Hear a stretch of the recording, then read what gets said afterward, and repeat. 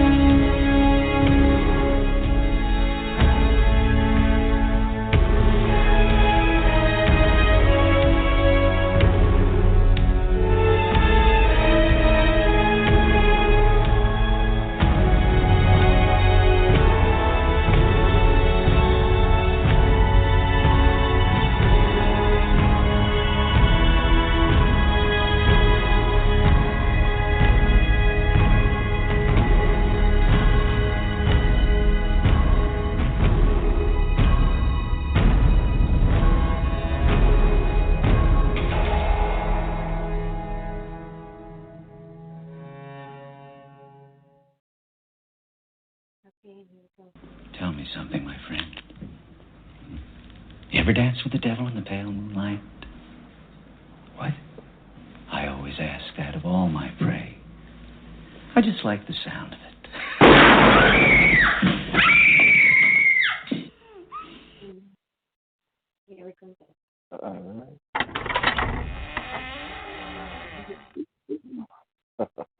Okay. All right, we're in. We are in. And I'm unmuted. Are you unmuted? I am unmuted. Okay. So I can give the spiel. Okay. Welcome to the Mortuary of Shadows. Mortuary of Shadows is brought to you by A Poetic Slice of Life, which is a group owned by my lovely wife, Kay, who's next to me. Hello. Hello. And I am her henchman, Yes. Steven76. Tonight, First Poetic Slice of Life is a group located on allpoetry.com, which is the largest poetry website in the world. We want to thank Kevin and his crew for keeping that going so we have some place to hang out and have fun and write our poetry. Tonight, we are focusing on the many faces of the Joker. We have some quotes that we had people write to, or they could write flash fiction about the Joker. There are many people who have played the Joker in movies and the like. Most notable, of course, would be Heath Ledger in The Dark Knight and Jack Nicholson in the 1989 Batman. Joaquin Phoenix has just recently portrayed him in the movie The Joker. Jared Leto played him in, what was the name of that one? Oh my gosh, I don't know. Yeah, I don't remember. Sky will probably tell us in a bit. Cesar Romero, he was probably the first that most people know in the old Batman series. It actually says that Zach Galifianakis actually played him at one point. I don't recall where that would be, but maybe Sky knows that one. The television show Gotham, he was played by Cameron Monaghan. And also he's been voiced many times in cartoons by Luke Skywalker, Mark Hamill himself. There are so many others, but we're just going to stick with them. And let's go to the phone lines and let Sky in. Maybe she can answer those questions for us. Yeah. Hello, Sky. Hello. Sky? Unless she's on mute. Unless you're muted. Hi. No, I'm good. I'm sorry. It's all right. Yeah, I can't remember the name of the movie. Can you hear me? Jared Leto. What's that? Yeah, we can hear you. Oh, okay. Jared Leto, what was the name of that movie that he played the Joker in? I can't remember.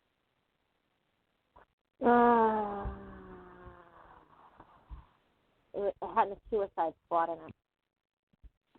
That's what it. Yeah, I think that's what it was, wasn't it? The Suicide Squad. I believe so. Yeah. Yeah. Yeah, I never saw that one either. And I see. Let's say hi. No, I haven't seen that one. Let's say hi. I might have voices that pop up randomly. I'm sorry. That's all right. Okay. We do too. Ours are kitty cat voices. I will redrop the link for Joseph here. Yeah. I'm scrolling back to find it. Okay, I got to go to the topic board. Yeah. And then you got to tell me what you want to do so I can try to grab it. Well, what I want to do is go to bed. Yeah, I know. Later. So it's been a long day. Yeah. So, okay, tell me what to do here. Hang on 1 second. I'm still trying to drop the link. Okay. And want to say hi to everybody out on the board, too. Yeah. Joseph and Heavenly Angel and Blue. And Dan. He was there for a moment. Yeah, here comes the link. Okay. There it is. Okay. Yep, the other one we were looking for, I think, was the Lego Batman.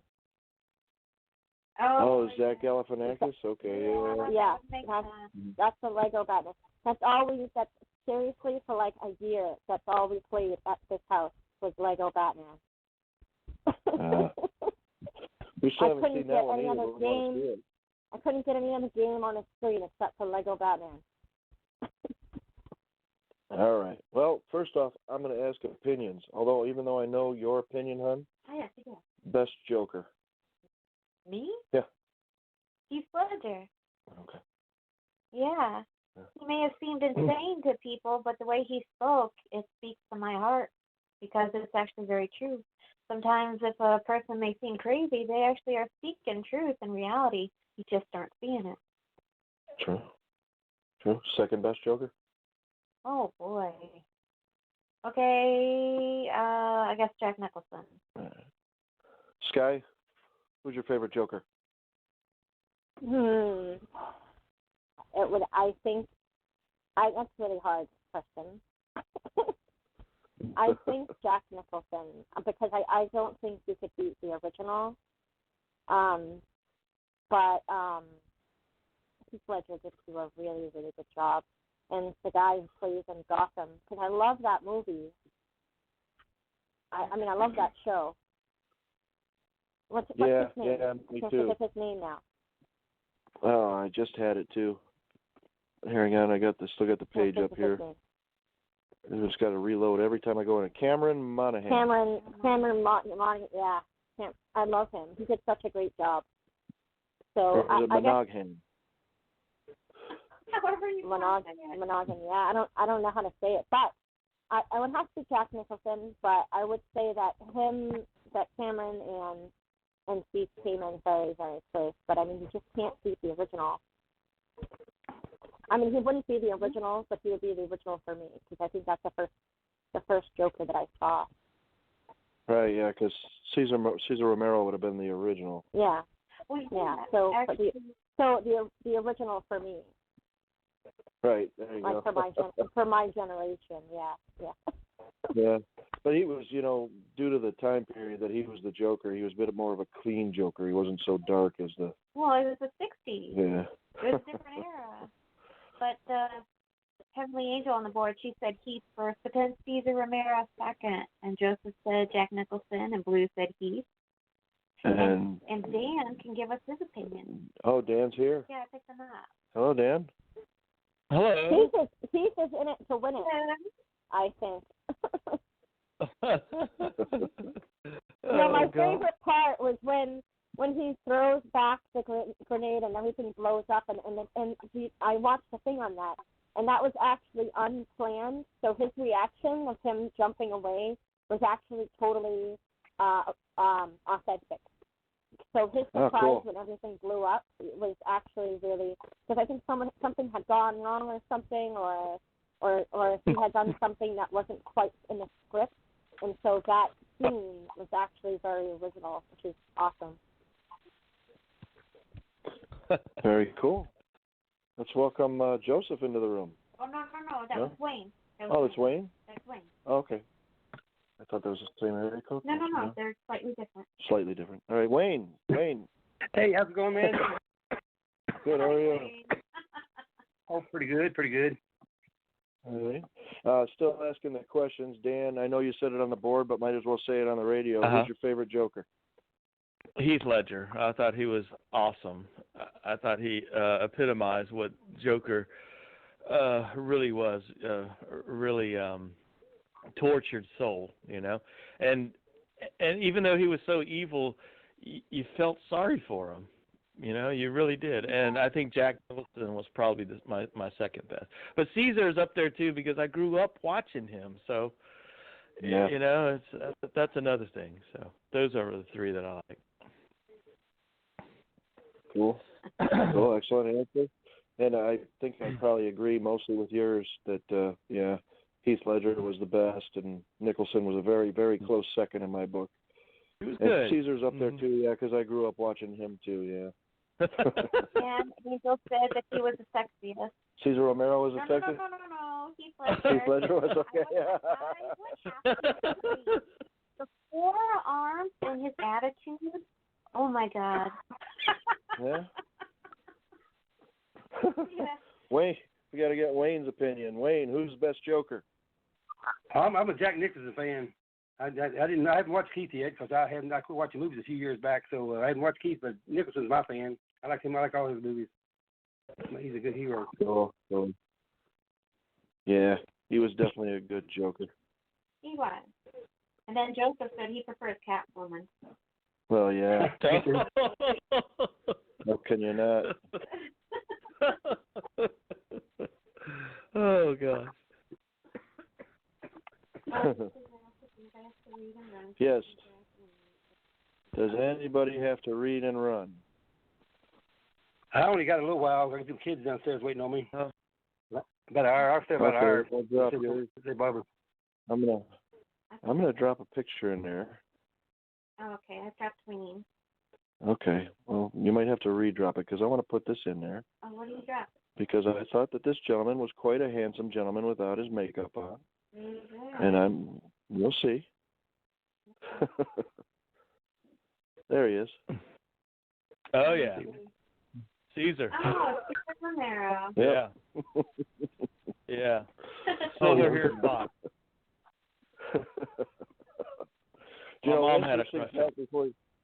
fact before you read it, there's an interesting fact that I found out about Cesar Romero, that he had to do the Joker's laugh so many times that his voice actually changed over time, and that became his real laugh. Oh. Oh, no. Wow.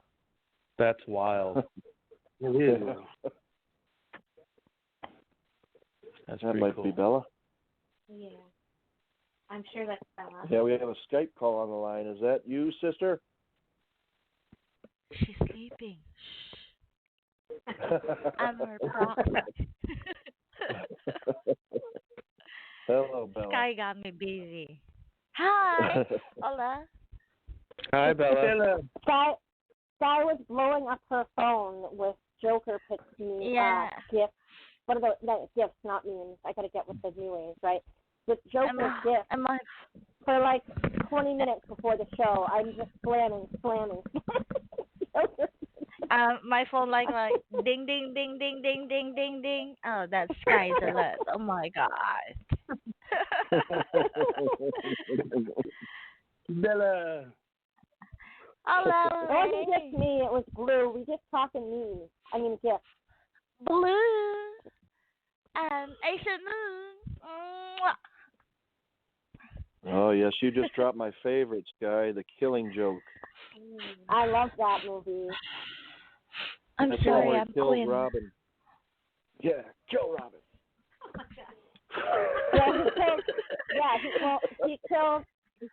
Bella. Yeah, he killed the second Robin, and then what's his name? Blue would love this. So the voice in the Red Hood when he comes back. Spoiler alert.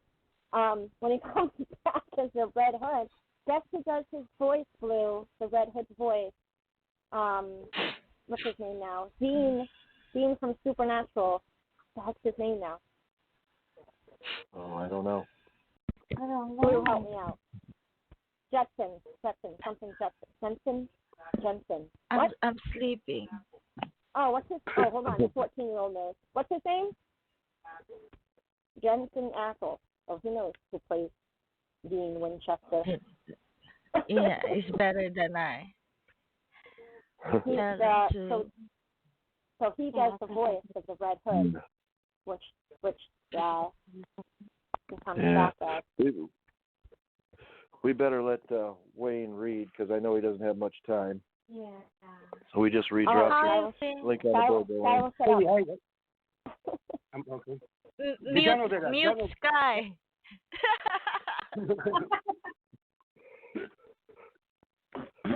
Did y'all know Batman had over 100 enemies? He had over 100 enemies. So I thought I'd write about the top 10 enemies he has. And so this is called The Joker Has Competition. Joker's transformation is coming to a completion. When fighting Batman, there's a lot of competition.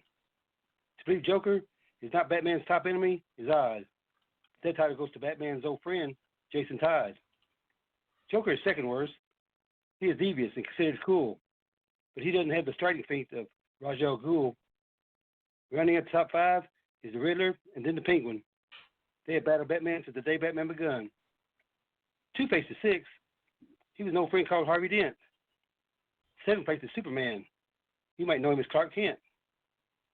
Poison Ivy is 8th with a mission to save animals and trees. Number 9 is the one that leads us cold, the evil Mr. Freeze. The one rated 10 is the deadly one we all know. he starts fearing all of us with fear dust. That's the scarecrow. We all remember the Joker with that big evil smile, but lately the Joker has turned dark with no smile for a while. Joker's evil has now become a mental kind of dark. The difference from day one and now is really stark. Joker's saying, I'm not going to kill you, I'm going to hurt you really bad.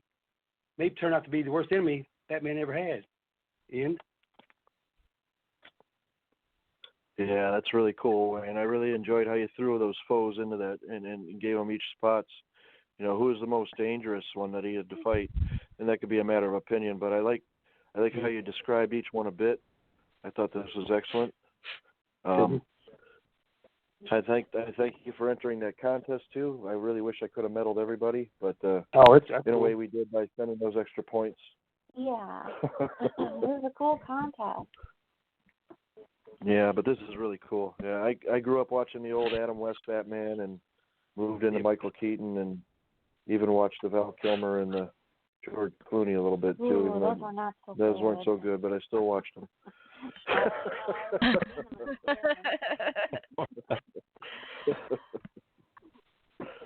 But yeah, thanks, Wayne. This is great.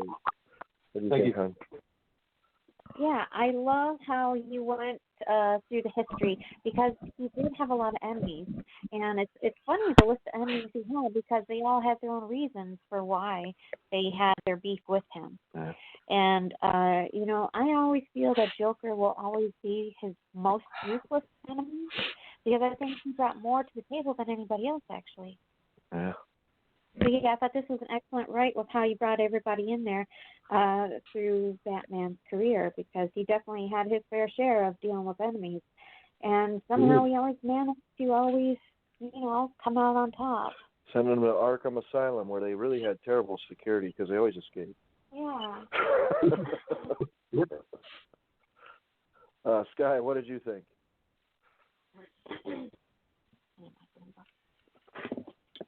I loved it. I gotta find it. Okay, here we go. I loved it because it was, you know, the conversation we were having was a good a leadway because you put Jason Todd in here, and that was who I was talking about, who became the Red Hood. So because he didn't really, So I thought it was good. And I must say, I will say my favorite in here is the Scarecrow because I loved his story, even though Marvel tried to copy it and do this whole other version of Scarecrow, and it wasn't as good. But I thought it was just brilliant how you put in all these characters that we know and love, Clark Kent, Mr. Freeze, and you still don't see the rhythm, the seven plays of Superman, you might know him as Clark Kent. The way that you interweave rhyme without losing what you're saying is just brilliant. I really love that about your write because sometimes when you rhyme, it's kind of like some people have to force it a little bit to keep that flow, and you don't. It's just like a natural way of speaking almost when you read and when you write. And I appreciate anybody that can do that. Yeah, and again, I thought it was so great how you just sprinkled everybody in here. And I love Mr. Freeze, and I love Scarecrow, so love it. Thank you. Awesome comment. Before we get any more comments, let's welcome Identity Crisis. Hi, everybody. How you doing, How are Amy? you? I see. I'm good. Oh, hey. How are you? Good.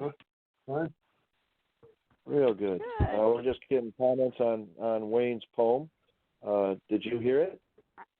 I came in on the back end of it, but I really enjoy Wayne's poetry. I think that he has mastered that, and even more the way that he reads it is just truly awesome.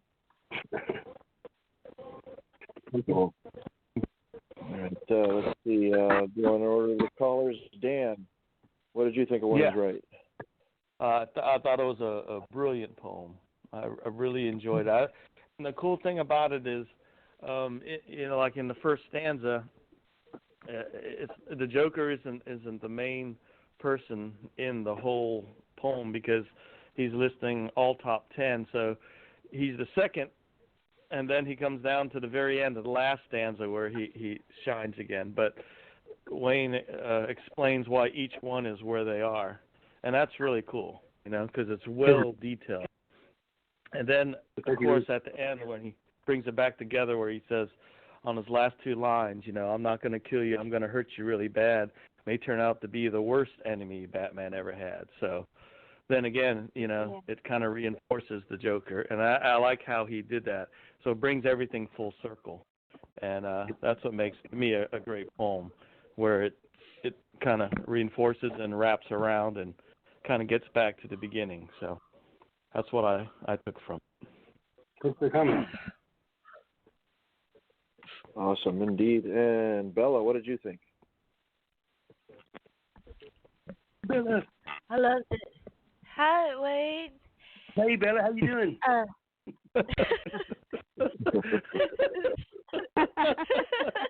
What was that? Dreaming.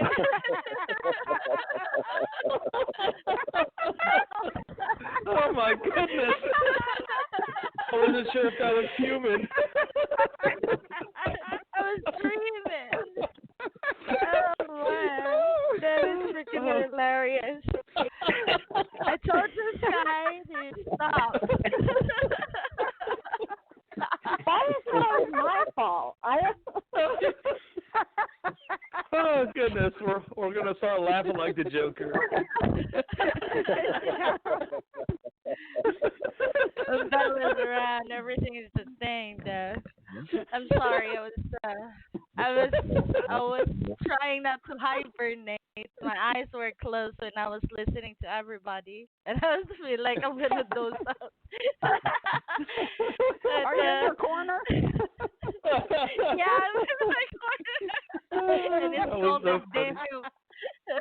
I'm sorry. Wait. Wayne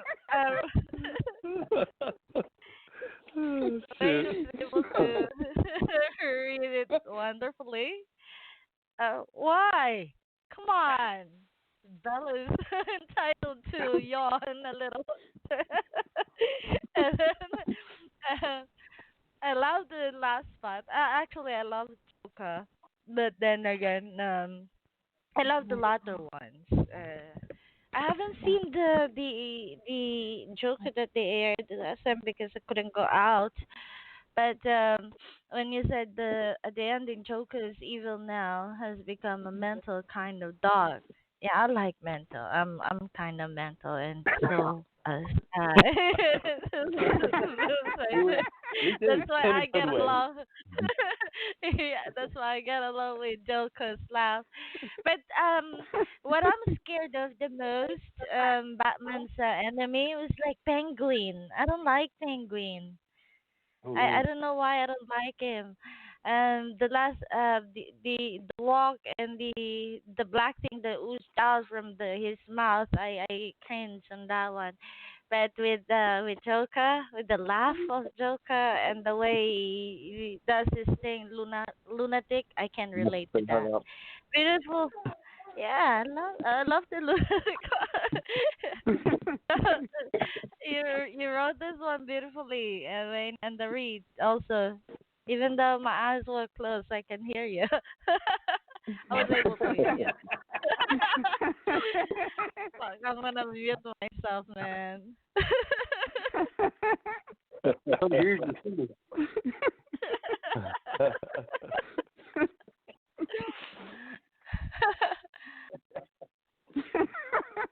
All right. I have to ask now, we had a bunch of people in here. Does anybody have to read and run? If not, we're going to go in pretty much the order that everybody called in, right? Yeah, what you mean that Dan would be next. Oh, okay. Let's see. If as long as nobody needs to read and run. I think that everybody's okay? I guess so.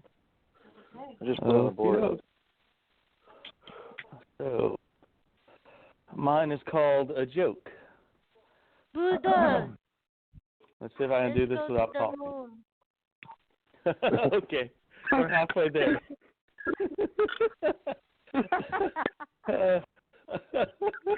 Okay, here I go. boy, it's hard to start now, fella. All right. All right. I mean, okay. Let me get my serious face on.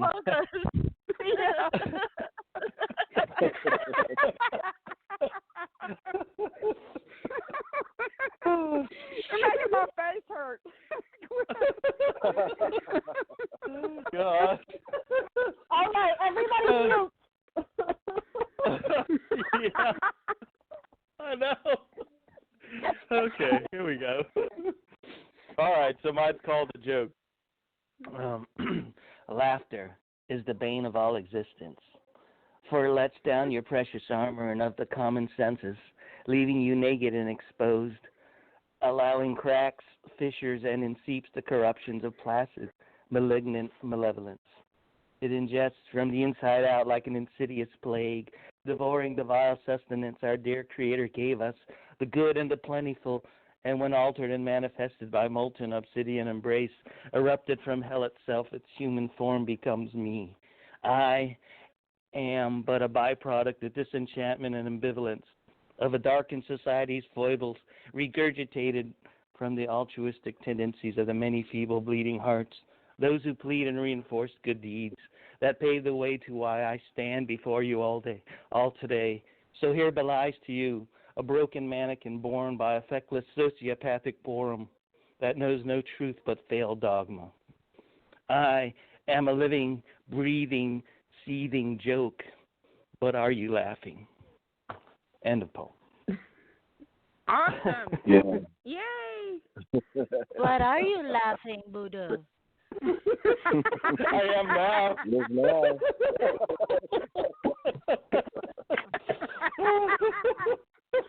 Okay.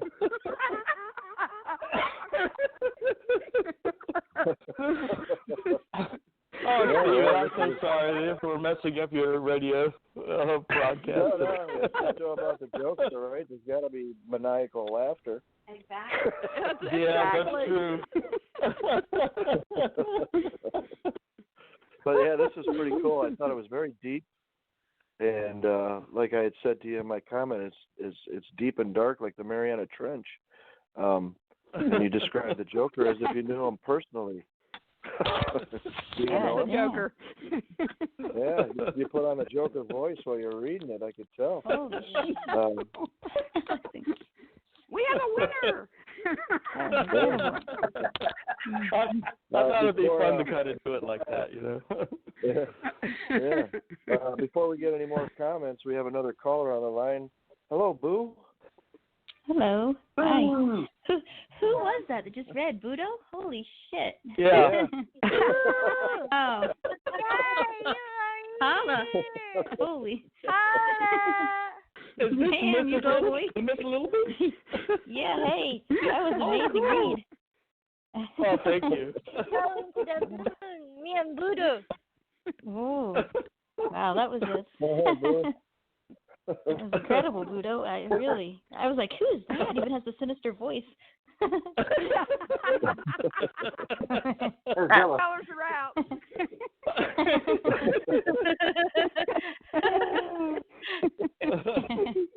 I'm going. They're busy laughing. I'm not laughing. I'm gonna replace sister and brother. So, what do you think, Boo? Boo, you heard it. What do you think, Boo?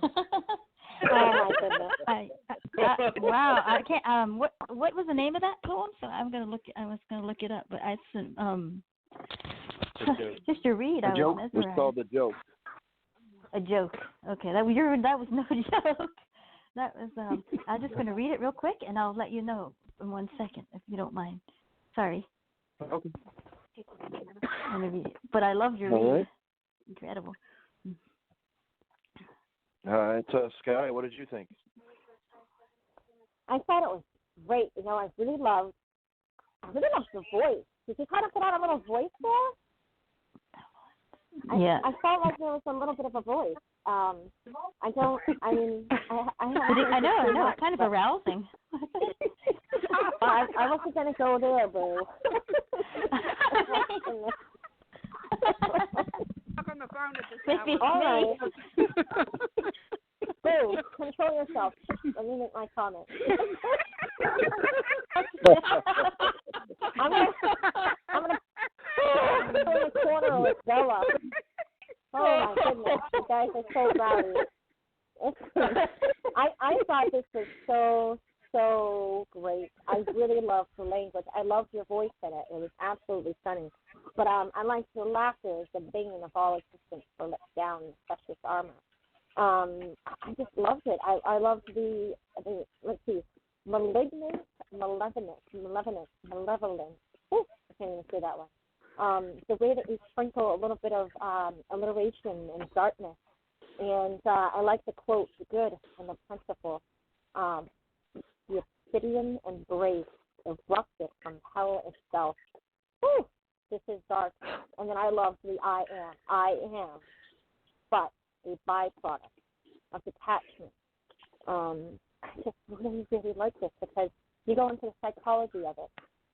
And if anything, the Joker has such a I think that's why when the villains have such a complex, and you know, one of the Joker's biggest traits is he is absolutely ingenious. It's his brain, and just like the Riddler, their intelligence is so skyrocketing. When you delve into the psychology of that and what exactly makes people tick like that, and how ingenious can make you're so close to insanity. It is amazing. So I love how you bring that in here, and it's just not just some person being crazy and being crazy, but it's actually a brilliant kind of crazy. So I just really, really enjoyed that. Really well done. Oh, you guys look good. You guys look good for like 5 seconds.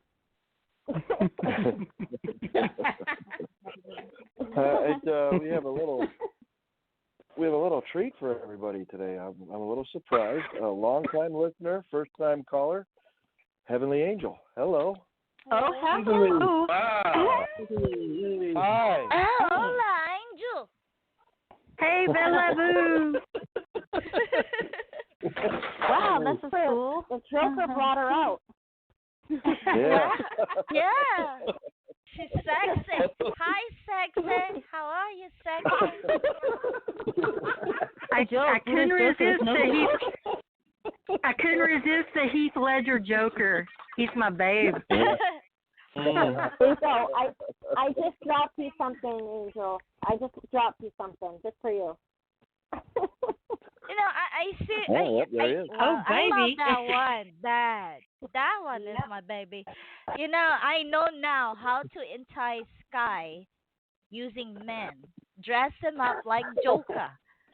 And she's gonna be starting pirouetting around. Damn it. My secret's out. Oh, God. Hey, Joseph Moon, how are you? This is so cool. Now, I'm going to have to, before we get any more comments, I want to know if anybody else has to read and run before we go on. Dreaming, yeah. I'm okay. Okay. Kay, you didn't comment on Dan's yet. Did you want to comment? Yeah, okay. I'm moving slow, so forgive me. I'm faking being well, and I'm doing it very good. Yes, you are. Yeah. Dan, I love you're right, because the way that you read it to begin with, you did have that maniacal tone in the laugh. You brought the character to life even more so with your words, but you know, I've always adhered that I know because I am guilty of this too. You know, I always thought that sometimes laughter, like the Joker, he always did, is because on the inside he actually is very lonely and misunderstood. And sometimes a smile can hide so much that, you know, sometimes you can be really good at hiding it. Mm. I like how you speak about the person that knows no truth, but it's a failed dogma, because it speaks of trying to find oneself but having a hard time of doing so.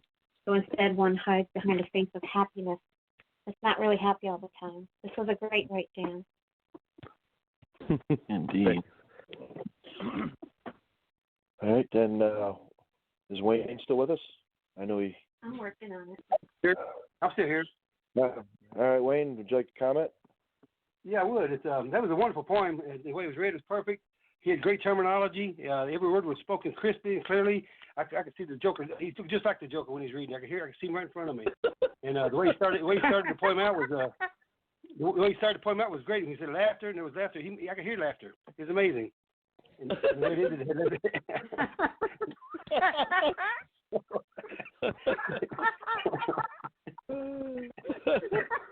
great poem. You still can. Awesome.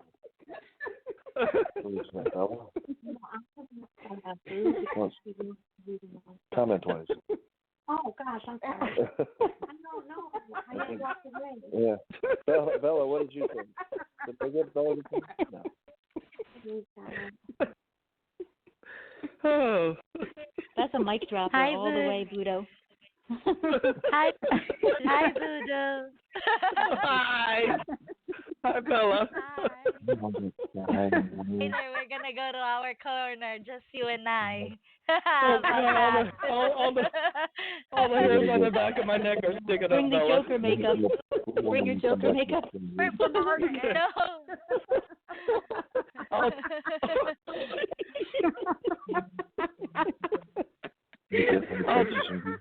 just...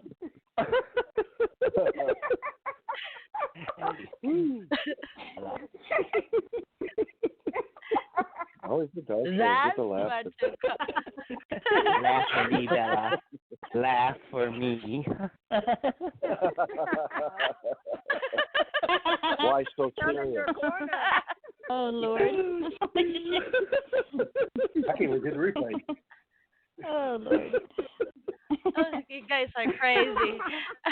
Okay. Bella, go ahead.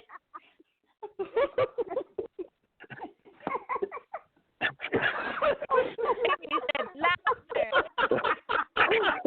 Hey, there you go. That's awesome what he's doing right now. Oh my God! I've never heard so much laughter like this. I went to the hospital. Oh, gracious. Oh. I'm going to pee my pants. Stop it.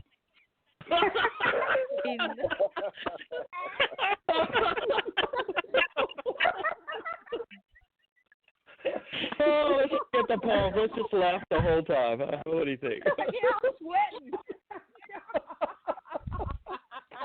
40 minutes later, you got one poem. People are listening like, what is going on? I think it's a laugh track, you know.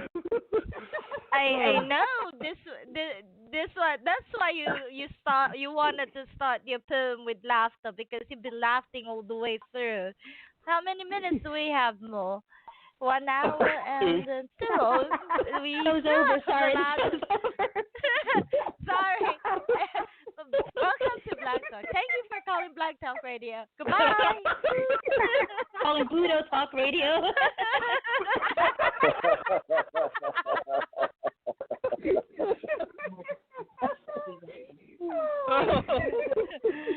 I love you, Budo.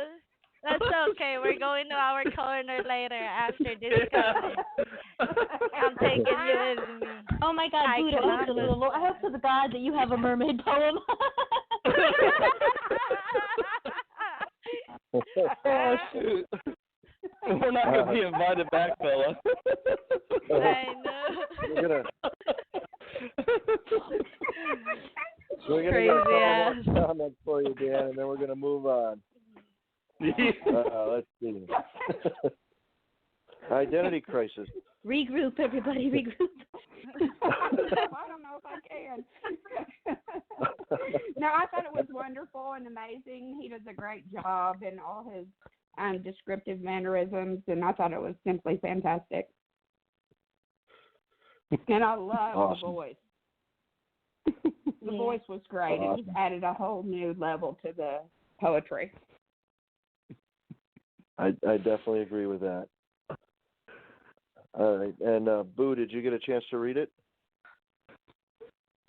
Yeah, between the laughter, yes.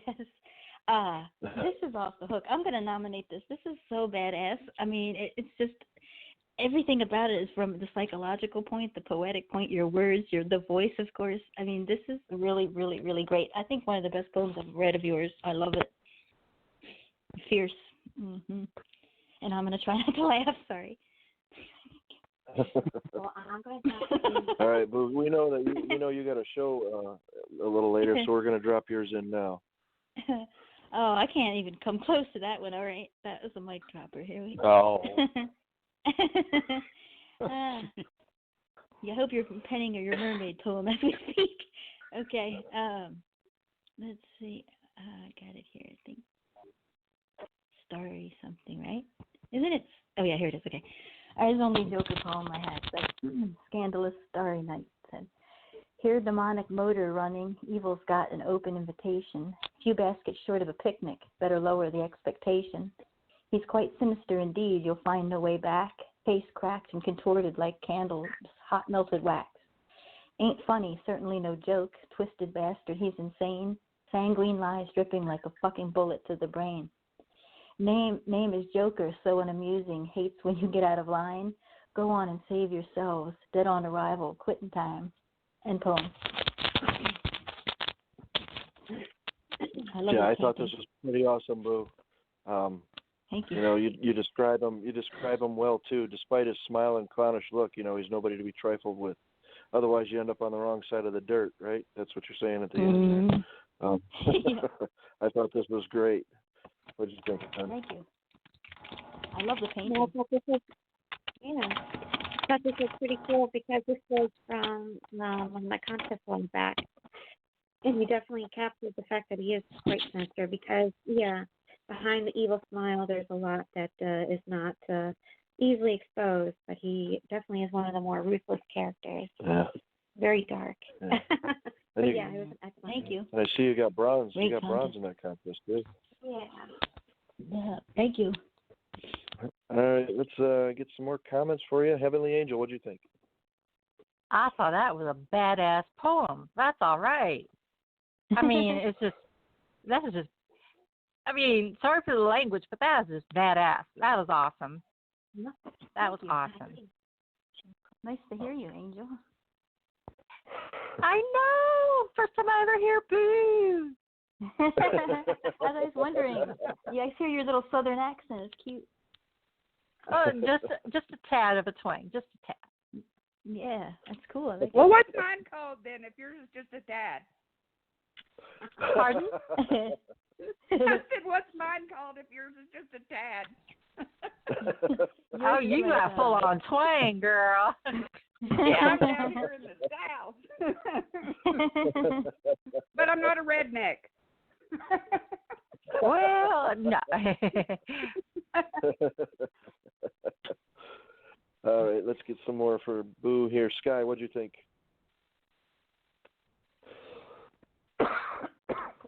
I love it. I love when you read. It's just so much sass. So much sass. and the Joker definitely deserves it. I love it. Ain't funny, certainly no joke. I like how you play with the word joke in that line. The twisted blaster, he's insane. Sanguine lies, dripping. And then we'll leave the rest of that, everything else to read. I really love that. Oh, I wanted you to say it. I know you did. That's why I'm holding back.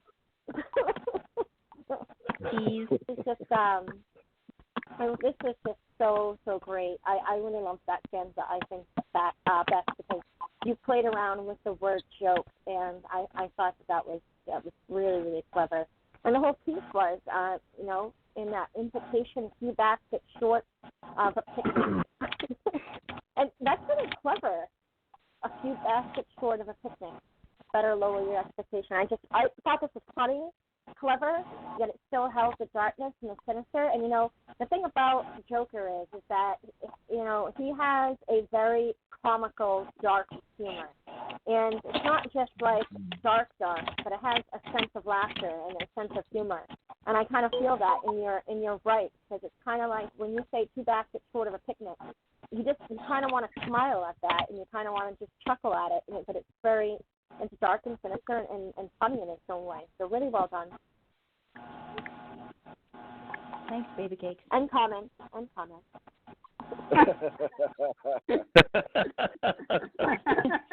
Thanks, hot stuff. Bella, what did you think? Damn. Boo and baby cakes better get their own room, man. But include Doka in them. This is the first time I heard. This is the first time I heard Sky really, really getting excited. Now I know. All the makeup. Here we go, Mr. X. Yeah, there's something going on with the big smile and then the darkened eyes and white face. Sexy. I just like comic book characters. It's not just the Joker. I really like comic book characters. All right. Dress up for you. Okay. Anything you want, Sky. Okay, strapped on. Come on, let's go.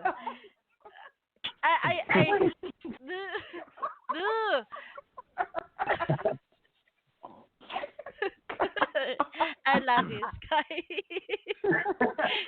I love the picture here.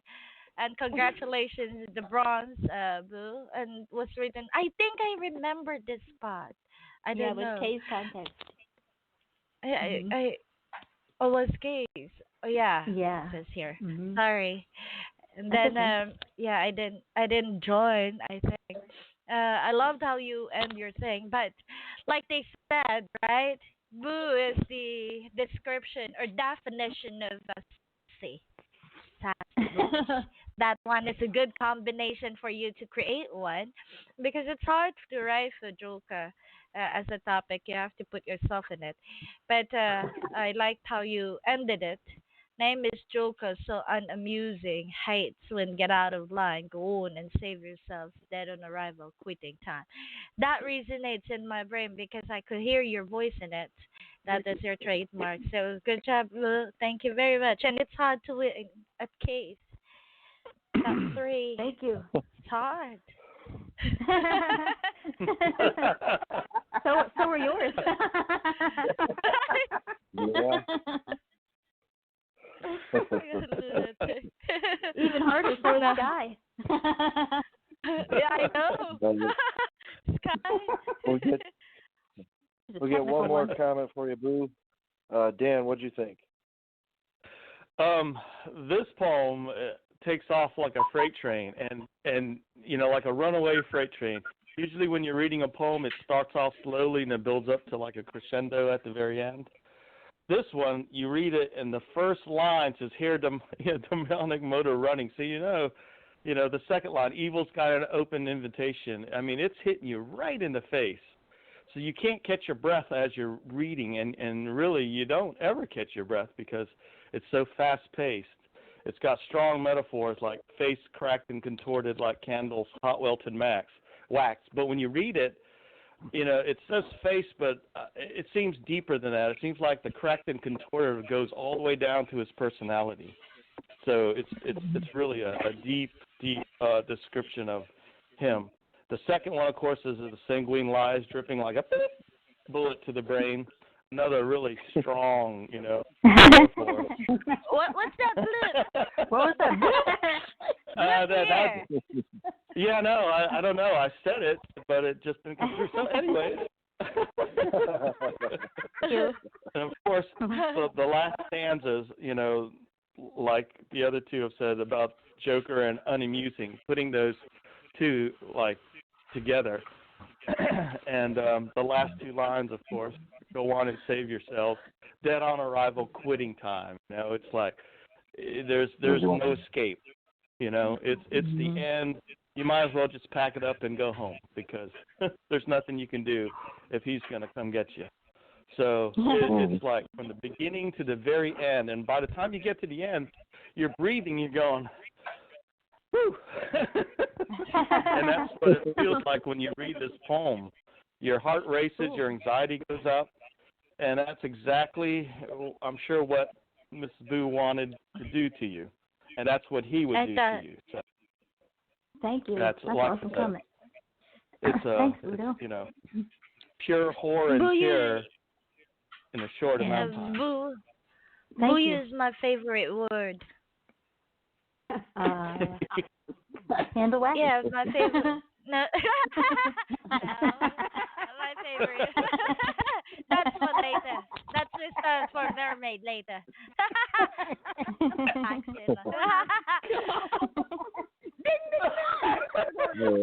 I'm not going to be in the corner. All right. Okay, guys. We're gonna drop Mr. Moon's poem into the board on the board next. Thanks, everybody. Because I know he's got to get some places usually early. Yeah. Do we know who he wants to read for him? No, Joseph, who do you want to read for you? Who do you want to read for you, Joe? Pick me. Who do you want to read for you, Asia Moon? Pick me. Oh my goodness. I love you. Oh, there you go. She's got it. Oh, you Dan. He told Dan. He wants Dan to do it in his voice. Oh, my voice? I'll be talking like that for the rest of my life. Dan's going to talk dirty in that voice. Let's see if I can do this again. You get to read. You're going to read Asian Moon. So this is what you're going to sound like. Okay. Put on sassiness, and then put on sexiness, and then put on joker. So that's how you're gonna sound. Go. 1, 2, 3. Action. Okay. Dispel the demons. No pressure. Living on the path of stones, the wood of thorns, deceived by a demon with 666 between his horns. Who's he? I've dug him and decked him trim, and made me a oh God, I can't see. And made a I can't even read. I gotta start over. Hang on, I'm messing this up. Squinting. This ain't no joke. Open your eyes. Should have been. All right, let me try this again. I'm sorry, Joseph. Very serious one. All right, here we go. Living on the path of stones, the wood of thorns, deceived by a demon with 666 between his horns. Who's he? I've dug him up and decked him trim, and made a mock, a fool, a slave of him. His moony ghostliness and raging silent might, to rob him, to unmask him, I become the light. For death is more a dream than life you see. Contempt grows quick from familiarity. I owe this wisdom to anatomy. I am a flower with last night's dew, and then, warmed with the new sun, I doth shake off again, to kiss the earth and breathless, now to find those beams relit which have not long time shined. Drive away the demon faces from my mind. End of poem. Wow. Yeah, very good read. Yeah. Well, the second time around. Oh, man. The end line really caught me big time. Caught my eyes. The demons. I told Joseph the demons come calling when you're trying to go to sleep. They always attack when the mind is idle. When the mind is idle, and it's always difficult to dispel them. And that's what I'm getting from this wonderful brevity that Joseph brought us. It's an excellent write. What do you think, Hannah? Yeah, I love the lines to rob him, to unmask him.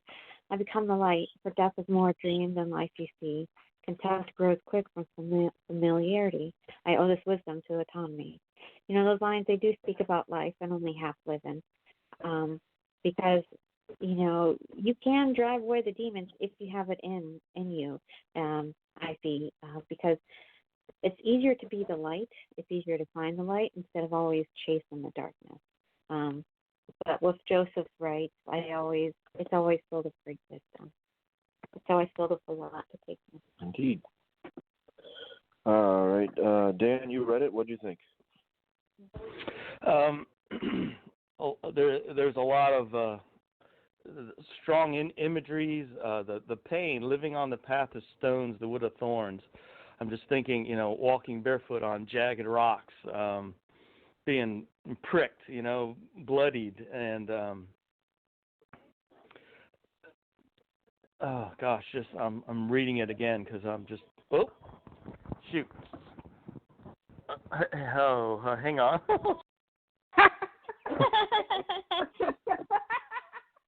Something dropping. Put on belt. No joke. The pants will not drop. Asian moon, penny dropper. There goes Voodoo. Classy panty dropper. Yeah, Voodoo's pants be dropping. Love You need to go to confession whether you're Catholic or not. Dan, did you recover? He's gone. He's gone. I told you. Hey. That's the effect of Asian moon's phone. She's hiding him in the corner. I'm crack-a-lacking.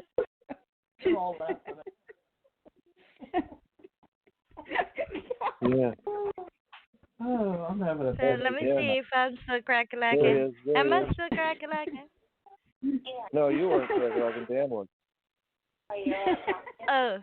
Well, yeah, well, unless you let me call you back. Can I call you back? You can call back. I just want to finish the poem and then I can get back. Okay, well, I wasn't sure. I think we can hear the phone when I mute him. Yeah. Wayne, would you like to comment on Joseph Moons? Yes, I think Voodoo's busy. Oh, okay. Yeah, Bo. Yeah. Don't be mad. Okay, we'll get on that from Wayne real quick. Go ahead, Wayne. Okay, yeah, I thought just wrote another good poem. He has a certain style that's perfect, a good rhyme, good storyline, and his style is perfect for the Joker's. The way Joker's dark theme is, and apparently it's funny too. But it was good read and good poem. I liked it. Excellent comment. And Joseph is requesting a comment from Sky. That's too much pressure for me. What about me? So this was really excellent, and the reason why I like it because it was like Shakespeare meets DC Comics. Like, how much better can you? How much more? What else can you ask for? Shakespeare, Joker. I mean, the way that you write is so vintage to Shakespearean, and the way that you wrote, and the way. And it's interesting how you fit the Joker into your diction, because when you write, you have a very specific diction. You have a very specific language that you use, and you don't lose it, even though you're writing about a comic book character. And how you can do that is just absolutely brilliant. I just not shake off again, but it's about the Joker, and I really, really love that. I love this piece. His moony ghostlessness and raging silent might to rob him, to unmask him. I become the light, for death is more a dream than life you see. Those are my three favorite lines. Absolutely love them. This is just brilliant, Joseph. Really, I really like how you tied that old language and described the Joker in a very unique way that I've never really heard or seen before. And now I kind of want a Joker Shakespearean play. Like I want to see a play in Shakespearean Joker style. This has just left me wanting that. So thank you for blowing my mind, but making me want more. So now I'm going to have to live my life, unless you want to write a Joker play. And I have to live my life and want. I'm going to look that up. Someone's got to do that. Now I know who you are. They do all this they do all these cosplays. I mean, I'm sure it's out there somewhere. Joseph, I'm putting you on a mission. Go find me some Shakespearean Joker. Oh, this is just brilliant. Absolutely brilliant. I think I'm going to pin it to my page. Where's that pin button? All right, end comments. Now I know who you are, Sky. I thought I was Queen, but no, you are. I know what's your type now, Sky. So I'm gonna set you up with something. Holla. The crazy? That's my type, the crazy people? Yeah. That's why I hang out with you a lot. Let's get some more comments for Joseph. Identity Crisis, what did you think? I thought that it was absolutely amazing, and the terminology that he used just brought out, it was like electricity when it was read. I think that he used very marvelous words, and the way that everything came out line by line was just absolutely stunning. Excellent comment. And Heavenly Angel, what did you think? I just loved the way it started out so dark and kind of eerie, just kind of made you go, ooh, kind of put chills on you. And then it lightens up as it goes on further into the poem. It was awesome. It was awesome. Awesome comments, everybody. Sky, you found one for us? Well, yeah, it's from the beginning. Okay. You're on the board, Sky. Oh, you wrote about your own. All right. I'm going to take you guys off of headset to read. So behave, people. All right. I'm behaving. I'm behaving. Don't talk. I'm strapped. All right. Sure. Well, I have 3 children around, so behave till I'm back on headset. Jerome Valeska. The snake dancer Leela found an ill grave when bastard son of Circeo couldn't save. But the truth was found on welcoming tongue as Jerome admitted what he had done. The psychotic son of Circus or couldn't take bruised beatings anymore. With he hacked, proclaiming fair play, and with it his soul he traded away. His father he knew not until 18, but the blind fortune teller could not redeem, for he too was a deadly panic monger, and wouldn't live for very much longer. The orphan found freedom empowering the maniac's campaigner, the darkest things. A group led after his escape from prison, and while in Arkham his legend had risen. However, even he could not escape death, and by the angel himself he was put to rest. But fortune's followers was victorious in arm-locking his soul with life and curse. But before he had risen from the dead, his face was carved and sewed with thread. And after the prickling knife cut from bone, he woke and tracked down the impostor clone. The repacking of his face with staple gun marked the rebirth of Gotham's darkest sun. And his deranged wreckage he'd choke her, none other than the infamous Joker. And Bravo! Oh, wow. Bravo! Yeah, that's cool. Yeah, you describe him very well. I really enjoy the show Gotham too, although I have not watched the last 2 seasons. Don't hurt me, but I plan on watching them still. So I was so obsessed with that show. I love how they reinvented it. They are just, whoever wrote that show is just absolutely brilliant. Anyway, go ahead. I'm sorry. I didn't mean to interrupt you. That's all right. I agree with you, and I really like how you kind of took us through the backstory of Jerome and how he got to where he was. And yeah, I remember when they brought him back to life, and the staple gun. Yeah, I remember that.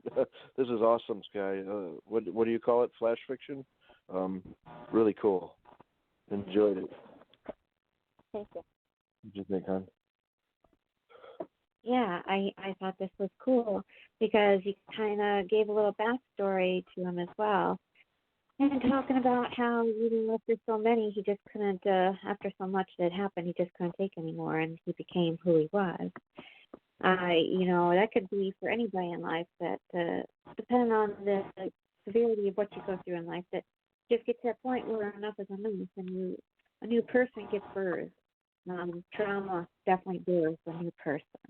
It definitely forms who you become, what you do, the choices you make. I just love this all around because you definitely brought the backstory to him in such a cool way. I've only watched certain episodes with you, so I'm a little behind myself as to the series. I thought this was excellent. Thank you, Kay. All right, let's get you some more comments from Bella.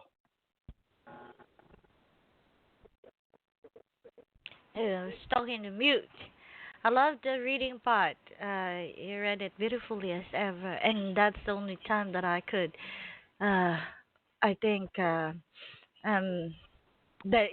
she read it very seriously, dude. How come this is the Joker that you love most to run? Well, he's the latest. He's the latest that I'm obsessed with because I wouldn't say it's hard. I can't pick favorites. You know that. I have a hard time with favorites. But the storyline, I have a serious problem with favorites. I really can't. She asked for one and I did 8. So, but this one, it's the most recent that I'm involved in, and I just think the storyline was brilliant. And it goes even further because I won't give any spoilers to the show, but it's just, the whole thing was brilliant. I like the writers and where they went with it. So there's no real answer to your question, sorry. I like the Dark Knight. He's Ledger. Joker is very very lunatic, but then again it's handsome for my opinion. But this one is a boy, which is more dangerous. I think you were able to give us a story how this lunatic started or evolved, the evolution of it. I'm curious about the show. I don't really watch movie. The latest Joker. I wasn't able to watch it, and it was a big failure for me. I wanted to watch it, but I couldn't. But this I am curious about. I didn't like him because he was a child, and I love Joker very much, but this one I missed. And then now that I read and then heard you about the story, reading the story about him, I'm curious about the movie. Thank you very much, Sky, and wow, you really really took it by the heart, the Joker. You really love Joker. Thank you, Bella. I'm learning. Because in our daily routine, we don't really talk about ourselves that much. We just bullshit a lot. I love you, Sky.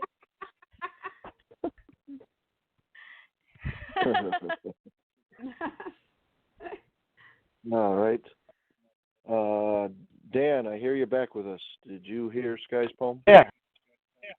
It's a brilliant poem. I didn't know the background story to it, and just reading it again, this is a heck of a story. Was this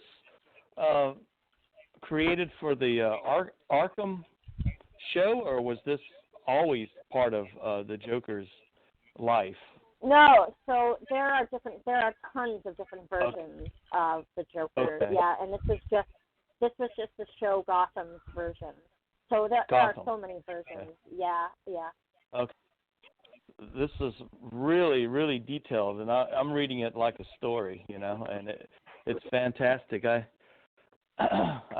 think I need to watch that to find out more about it, because this is just really deep, dark, and you can.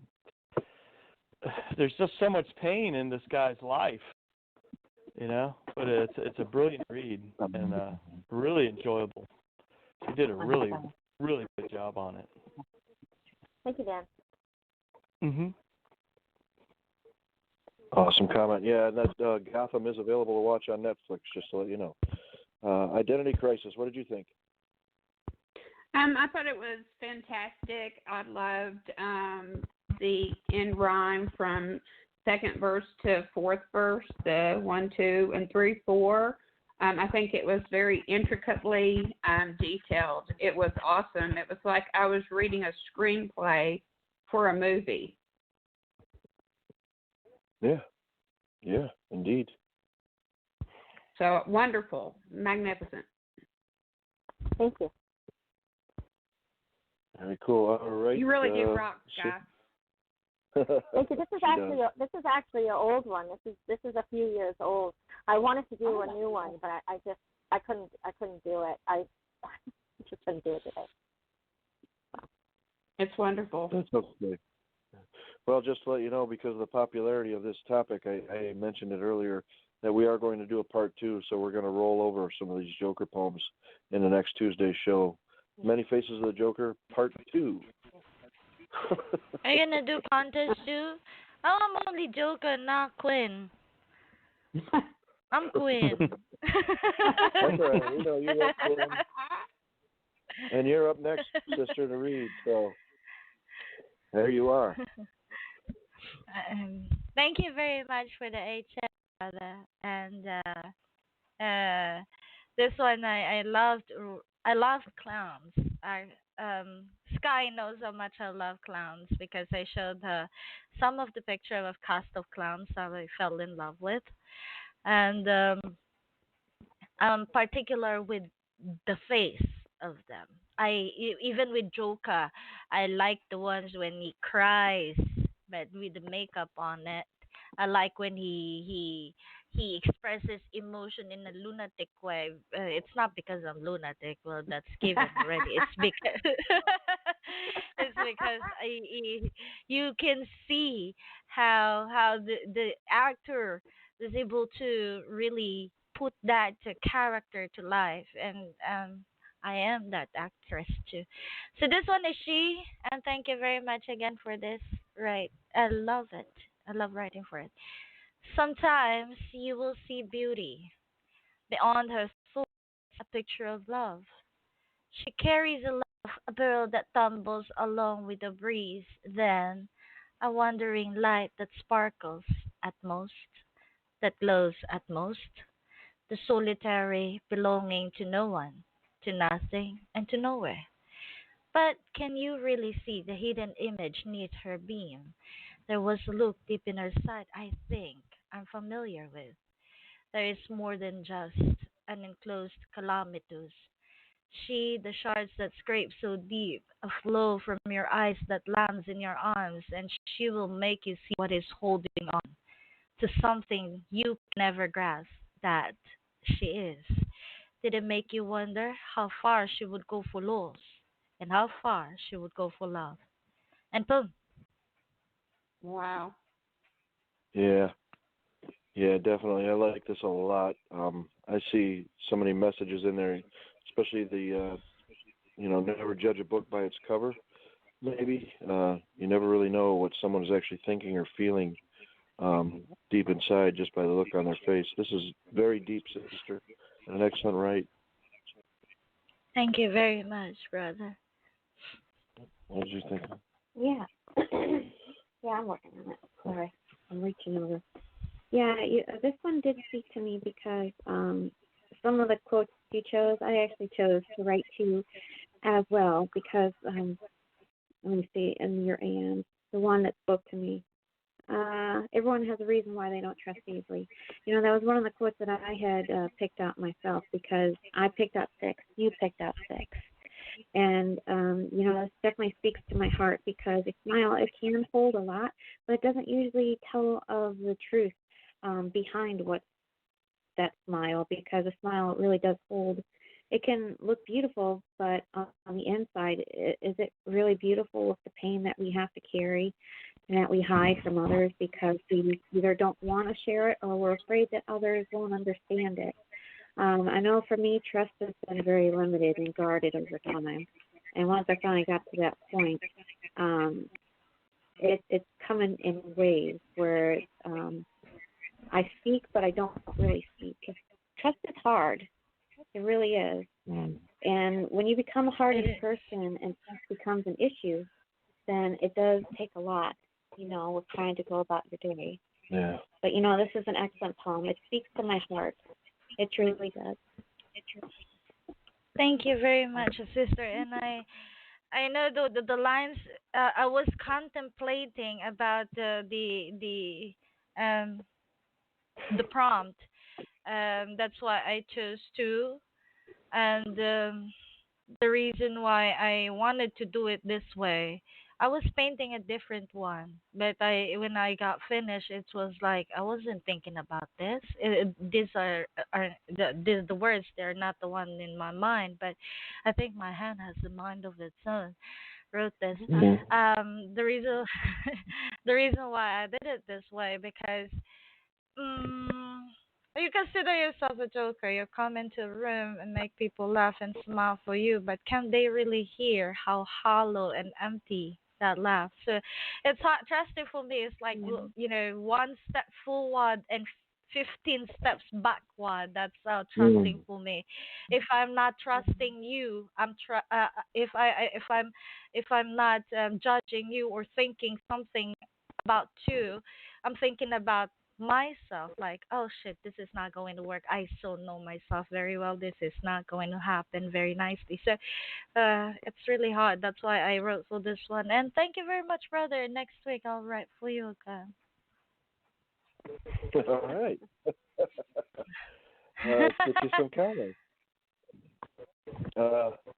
Identity Crisis, what did you think? I thought it was really good. I like how it comes off as being sad and not knowing who the person truly is internally, and then it turns into such a beautiful thing as she ends the poem. The question of love or not. Thank you, I see. I think it was and great. It's included. Yeah, I mean, it's wonderful.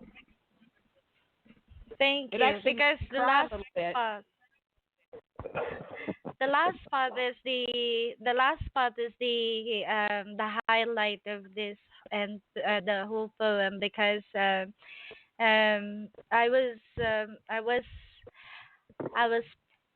left and painting because of the laws that I have around me made this the person that I learned to trust and adore to question if I am breathing only for the dead or breathing for living. So that's the reason why I have it to that. I love you, Icy. I love you too. Sky, what did you think? Yeah, I love this. The thing I like about Bella is that there are so many different prompts, and you could see by her writing that naturally, I don't see her as a prompt writer, because when you get different prompts, you go into different avenues. But I see even in prompt writing, she always puts herself into it, and which makes her writing very, very, very unique in the way where she has to be invested. She has to be tied to the piece for it to work for her. And I think that is so interesting. I think it's so giving of her as a person, because it's saying that if I can't put myself in this, then it, in a way I'm not going to do it. But I love it because in every single one of her pieces, no matter what, no matter if it was a picture prompt, no matter if it was a joker prompt, a quote prompt, anything, you can always pick out pieces that is her, that is coming from her. And in that way, so I guess she is a prompt writer, but what I mean by that is she can't write to a prompt without connecting it into some way to a deeper meaning, in a deeper way to herself. And I think it's such a beautiful thing, really. I like the part where it goes, I mean, I like many parts, and I've already commented on this. I read this last week, and I think I took a different part. But today, I like the solitary belonging to no one, to nothing, and to nowhere. But can you really see the hidden image neath her being? And, and that is the thing that she was talking about with, some of the happiest people are the most depressed. That some of the people with the most smiles tend to be the most sad, and they're swallowing that sadness and they're putting on that laughter to get through the day. And next two lines, there was a look deep in her eyes I think I'm familiar with, and that is the piece that drops that similarity, where we can look at somebody and not only have compassion for them, but an understanding, because we too have felt that way before. And that kind of sympathy and compassion is important to have and to recognize. So I thought this was just a great piece about human nature and more than just the comments, but something that we deal with every day. So really well done, Stella, and comments. Thank you, Sky. Sky, you sold me.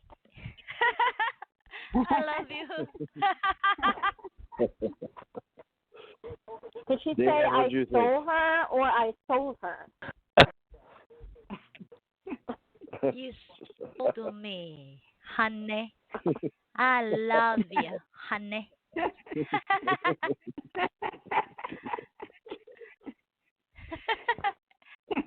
Yeah, she's my spanking buddy.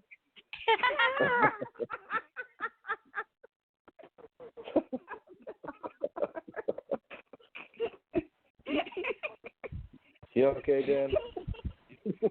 Yeah.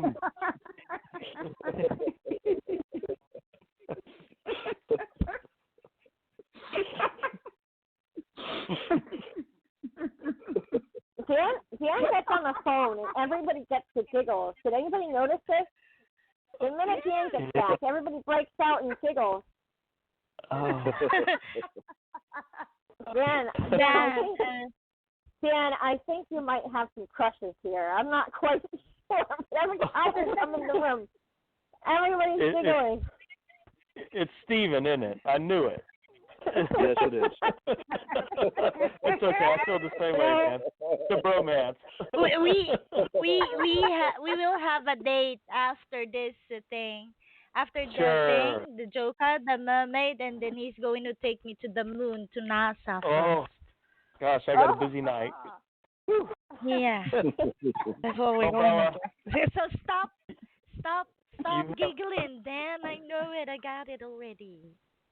Bella, you have such a brilliant poem here. From the very first word, sometimes you will see beauty behind her thoughts. You know that you're going to get into a poem that's very deep and intricate.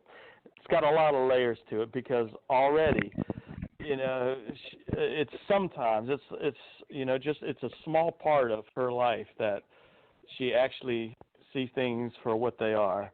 The second stanza, she carries a laugh, a burl that tumbles along with the breeze.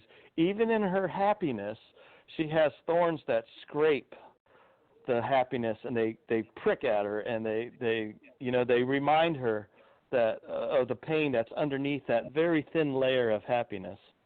So no matter where she is and what she does, or if she laughs, she always has that. So the next one, a wandering light that sparkles at most, that glows. You emphasize at most, which means it's an intermittent light, Uh-oh, am I? Yeah. I don't know if am I muted? Oh, okay. No, we can hear you. We heard everything you said. Okay, the solitary, belonging to no one, to nothing, to nowhere. You're emphasizing the solitary. When you're alone, if you're alone from something, she's alone from everything that she knows what she is. That's about the loneliest you can ever be. Just each line as you're going down, it just builds and it gets deeper into the layers of this girl. And at the very end, where it says, how far would she go for less, or how far would she go for love? Well, she really has nothing, so she has nothing to lose. So that means that, really your answer is kind of like up in the very beginning of your poem. She will go as far as she has to go to get what little she can get to be happy. And that's how I take this poem. It's a girl who's just repressing so much pain, but trying to have some kind of happiness in her life, trying to find it. And she just can't, she can never claw up high enough to get past the darkness in her life. And like Sky was saying, this is a girl you pour your heart out to because you want to help her, but you can't because she can't help herself. And that's what makes this poem so deep and inviting, because you wallow into a pool of sadness, but you can't get back out. You're stuck in there with her, and you're feeling what she's feeling. And it's not that you're enjoying it, but you're empathizing with her, and that's what I get from your poem. So that's the reason why you. That's the reason why I told you earlier. It's the trench. Very, very deep, Mariana Trench. Yeah, something you can't come back out of. The abyss. There. Awesome. There you go. Awesome. And all the crown of comments goes to Sky and Dan. Identity Crisis. You ready to read? All right. I am. It's called The Epidemic. The Mortuary of Shadows follows closely behind as the blade is sharpened to draw chalky white lines. A friend dressed as a clown, sweet then satanically unkind, dressed in cloaked clothing, an epidemic that slowly rewinds. Made up colorful faces, an iridescent robbing you blind, under the mask of tricksters as the Joker unwinds. End point. Yeah, very, very cool. I'm glad you brought this to us. Thank you. I like the. Thank you. Yeah, I love the dark. I love the dark imagery, and the little play on words too. How he starts off sweet, then satanically unkind. That really drew me in there. This is an awesome brevity, and thank you very much. Thank you so much. Yeah, I would have to agree because the Joker, he definitely was a lot of things. He was dark and dangerous, but I have to agree with what Steven said about starting out nice and sweet before turning into something maniacal and unkind and vicious. He definitely captures the heart of the Joker and the colorful faces he wears. Yeah. Thank you. And let's see, Sky, what'd you think? I loved it, and I see you've got Jared Leto up there, so we just got some variety. I love the sweet and satanically unkind, dressed in cloaked clothing, an epidemic that slowly rewinds. This was like a riddle, and I loved it. I loved the rhyme scheme and the cleverness of it. I liked how you wrote made up of colorful faces, because I think that can go metaphorically and physically. Because I mean, he does have a colorful, with the green hair and with the bit of makeup. I think that yes, on the surface it's colorful, but also colorful in personality. Because I think his character is so surprising. You never really know what he's going to do, and that makes him quite colorful. And I liked how you put the Mortuary of Shadows. You put the show name right in it. This was just brilliantly done and enraptured a lot of different aspects of not only the Joker, but the show and the play on words. So really well done. Thank you so much. Thank you. Yeah, well. Yeah, I should thank you for the free advertising, huh? That wasn't my see, Bella, what did you think? I like Icy's right. From not only the Joker, right, that everything that she writes about, the poem at least that I've read about, connects. I connect with it because I kind of understand where each line and each word came from. And for her, this brevity, it's hard for me to write brevity, and that's not a secret anymore to anyone. It depends if I would really sit on it, but that brevity will come out for like after 6 hours, 7 hours, sometimes Oh, 24 hours. Yes, that's how crazy I am with the brevity. um I like the second stanza.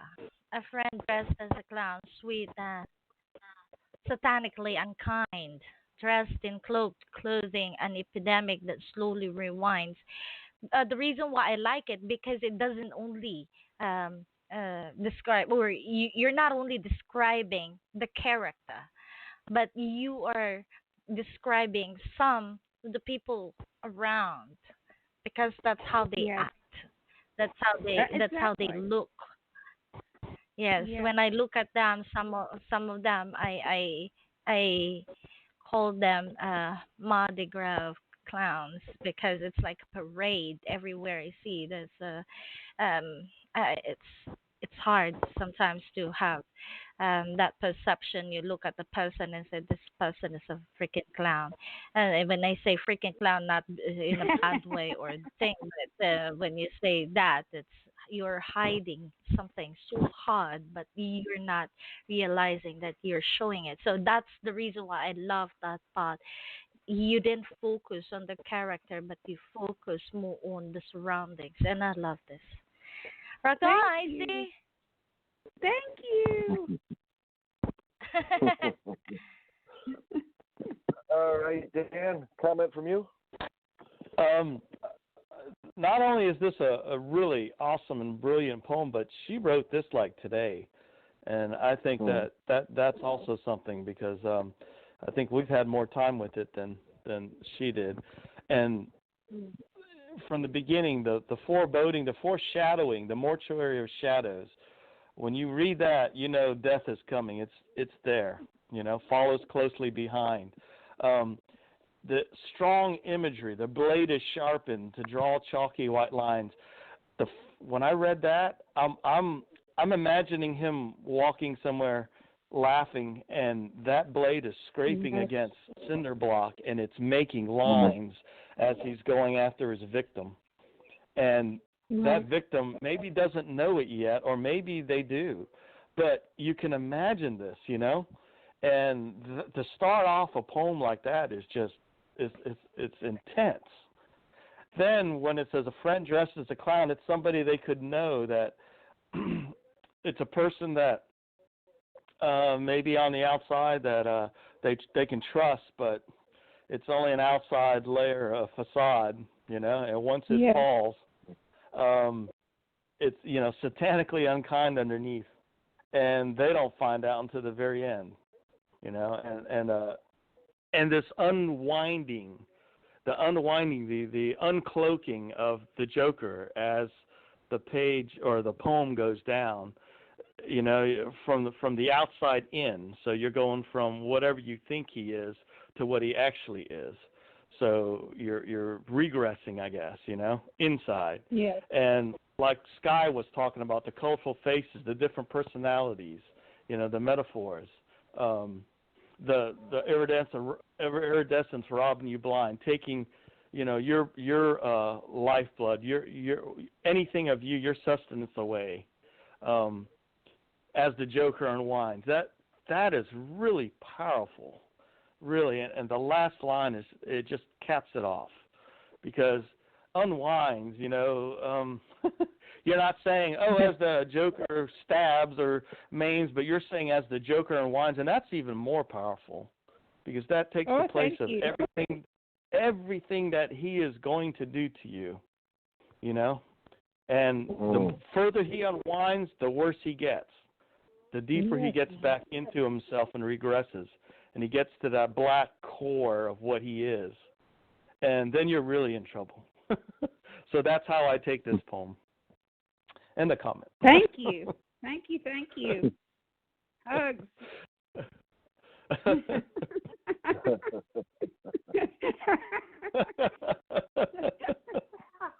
Maybe get carried away with my Dan, I'll be awaiting my 5 cents.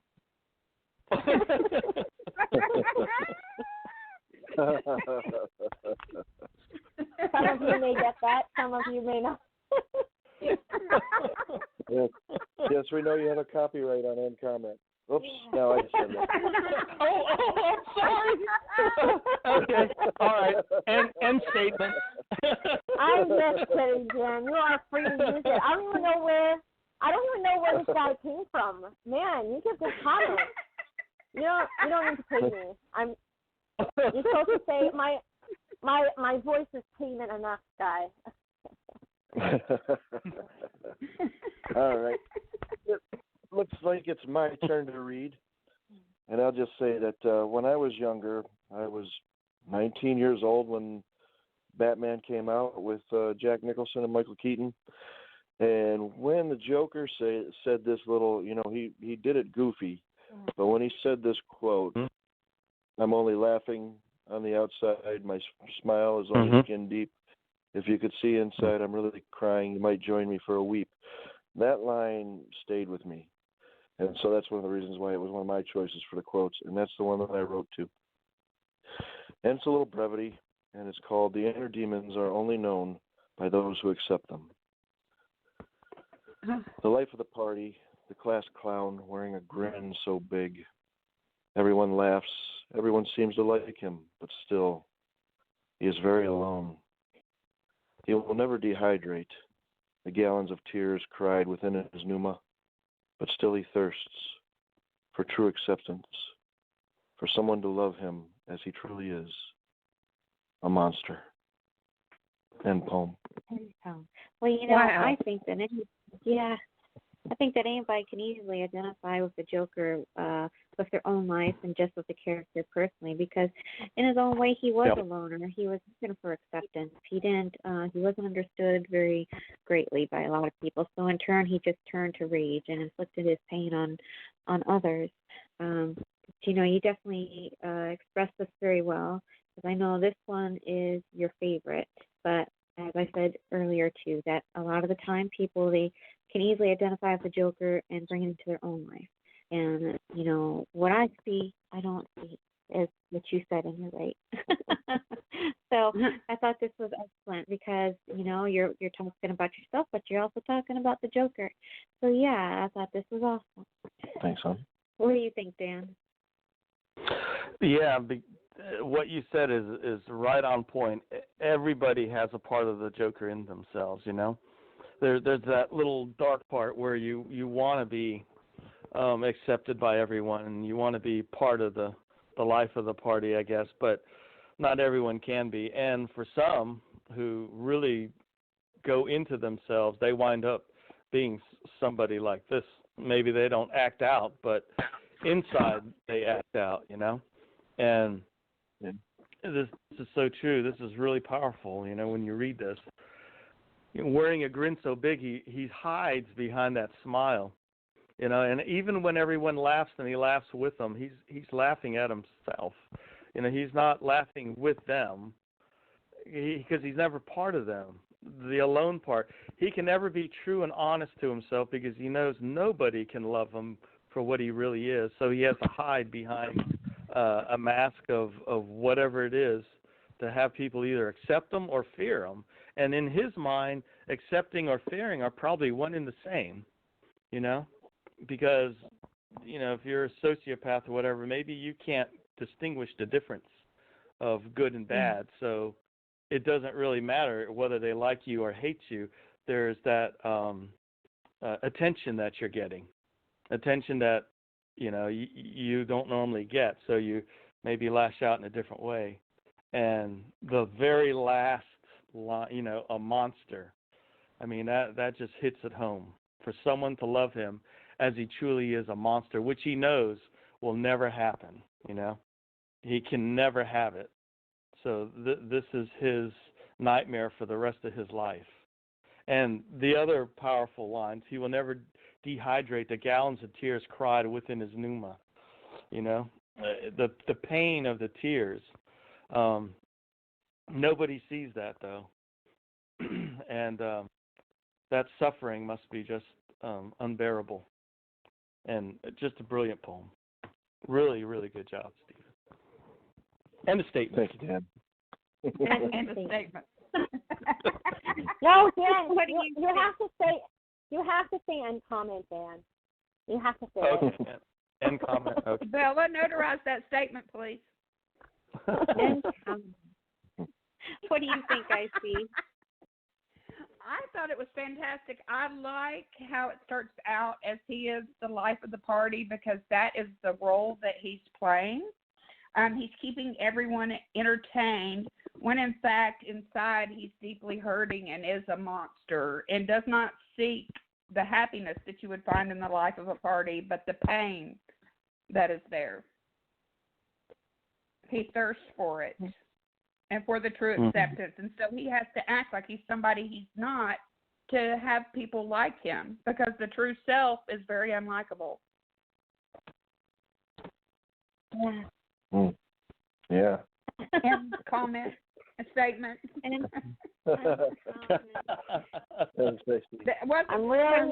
I'm only really kidding, guys. I'm only really kidding.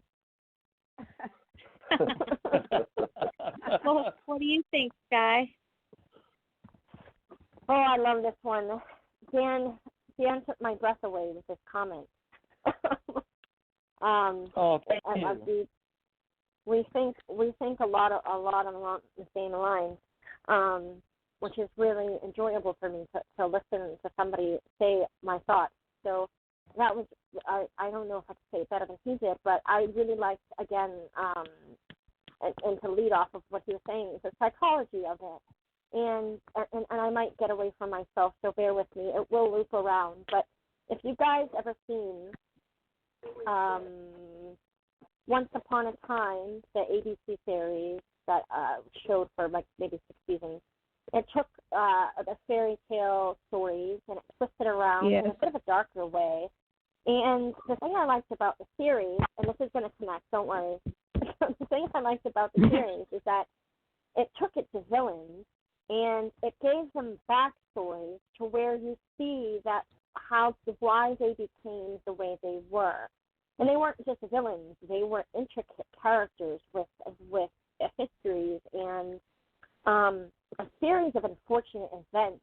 To quote Lemony Snicket, to create them that dark. So, and I often play on a lot of my rights. Is evil born or is it created? What happens to people that drags them out? So I really like how Dan touched upon the sociopath aspect and the needing to feel accepted in life, and having someone in my life that does borderline sociopath, and having to grow up with someone like that, I truly believe that is in one of the same, like you said, that they don't understand the difference between fear and acceptance. I know that on a personal level. And so I love that you take that and you inserted that into this piece, that you go into the backstory of it. You don't just talk about the person he is. You talk about how he got there and the sadness that's really behind that laughter and that sinister, and how that sadness can tear someone down to base one and rebuild them to something much, much darker. So I really like that the humanization of this character in your piece, Stephen. I really love that you touched upon that. Great write. I think I'm done. And the comment. What do you think, Bella?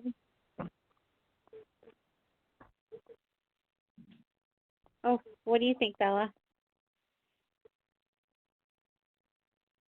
I'm here. I'm talking to mute. I'm sorry. Sky's comment is Sky's comment is longer than the brevity that I'm looking at right now, and then I was like distracted by the comment. I thought she was.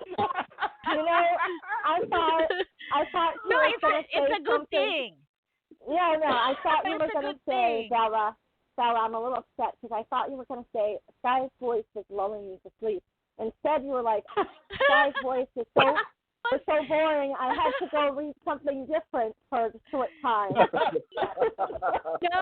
No. See, this is the thing. This is the thing. Okay, I'm gonna tell you now. The reason why I said Sky's comment is longer than the brevity because I had my hand. Oh, I mean my elbows on the computer table, and then had my hand on the forehead, and then just started into those until I was like, I okay, I almost bumped my head. So there you go. I fell asleep. What the hell? I need coffee, a stronger one. Damn it. Okay, I love you, Sky. And I was messaging you on the other end, but you're busy doing your brevity here too. So, let me flake you, brother. I love the picture, and there's a reason why we chose this one. This picture. We both chose for this picture. I was like being a cheetah because I chose two instead of one only. Um, because you can relate deeply to that quote, and actually the quote is much longer than your poem here, but this something more than just this. 1, 2, 3, 4, 5, 6, 10, 12, 14, 14 lines. Okay, let's start with the first one. The life of the party, the class clown wearing a grin so big. I was looking at someone more than just a character that you are trying to paint here, more than just Joker. And when everyone laughs, everyone seems to like him, but is a connotation for negative parts. I love you, but I need you, but see, that's the negative part because we try to please present ourselves as the way other people want to see us, but once we present them that dress or that costume, they would laugh, but are you really pleasing them to the bones? No, you're not, right? um alone alone, it doesn't mean that you are solitary. Alone means even if you're in the middle of the circle of people, you still feel empty because what you are receiving is hollow. They are not tangible. I like the word Numa. It means a lot to me, and you guys know the reason why.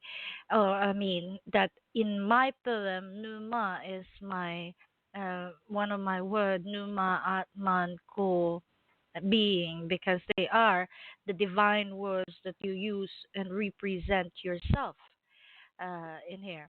When you say Numa, it's your whole being, your spiritual being here.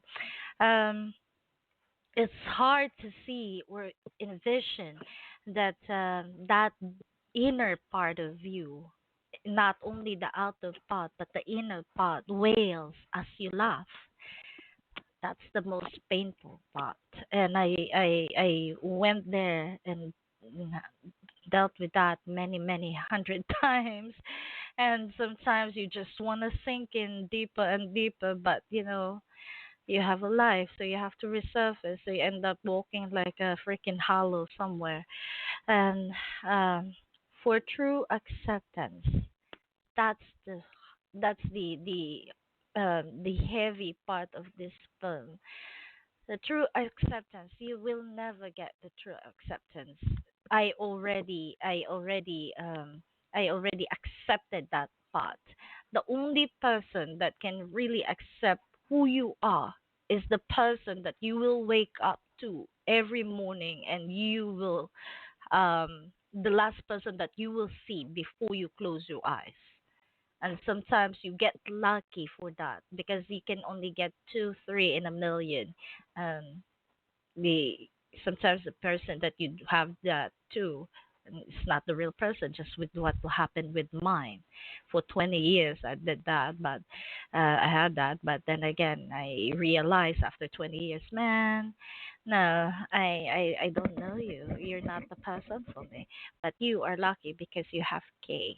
So thick or thin, you guys are there. So, I know the craving here. But then again, brother, the question that you have to answer for yourself: are they deserving? I love this film. And comment for the first time. I comment. Wow. I usually Thank you, don't. sister. But for the first time, I commented from the top to the bottom. I fell asleep, but then I think my brain is working all the time.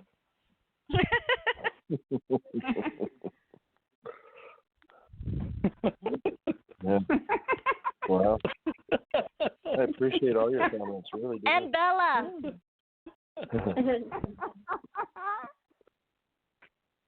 All right. Your turn. Yeah, I'm creeping over. You're creeping over. Yeah. Okay. Okay. I make any weird noises, disregard that. I wrote actually 4 different quotes, and I'm giving away the 6, 4 of the 6 that I chose. But the picture that I put in there is someday someone will break you so badly that you'll become unbreakable. And then the other quotes I did choose. Everyone has a reason why they don't trust easily. Sometimes it is better to sit quietly and not speak to anyone. And when I stand before God at the end of my life, I would hope that I would not have a single bit of talent left. I could say I used everything you gave me.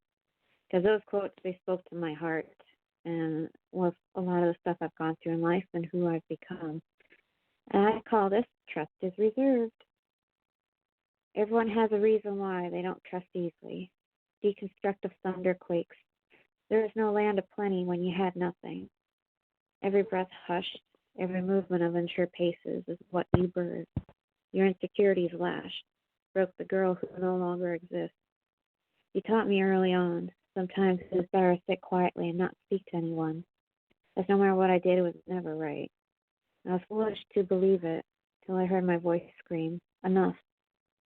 Someday someone will break you so badly that you'll become unbreakable. Disconnection, the sweetest fragment of a broken shell to embrace.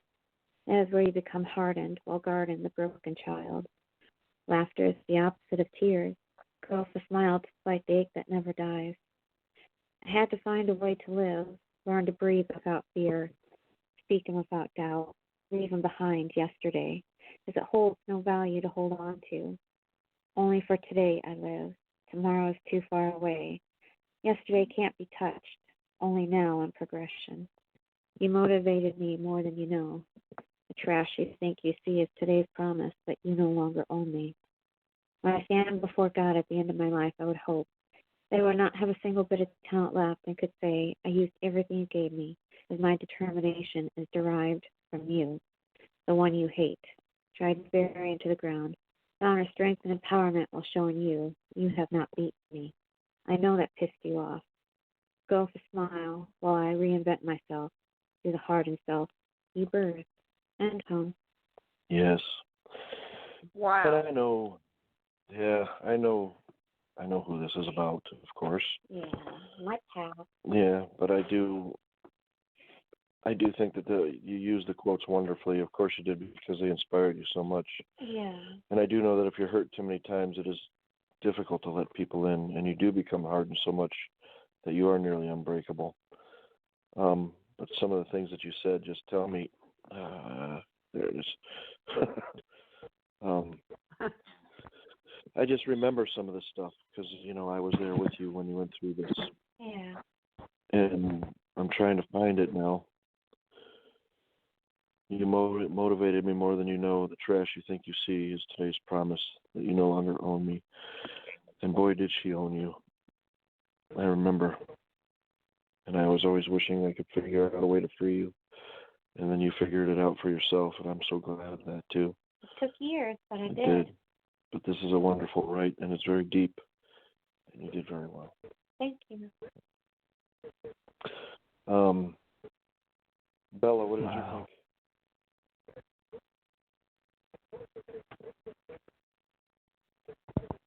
I'm muted. Sorry. I have to mute. That's why I hate using You know why I'm using Skype right now? Because my phone is lunatic.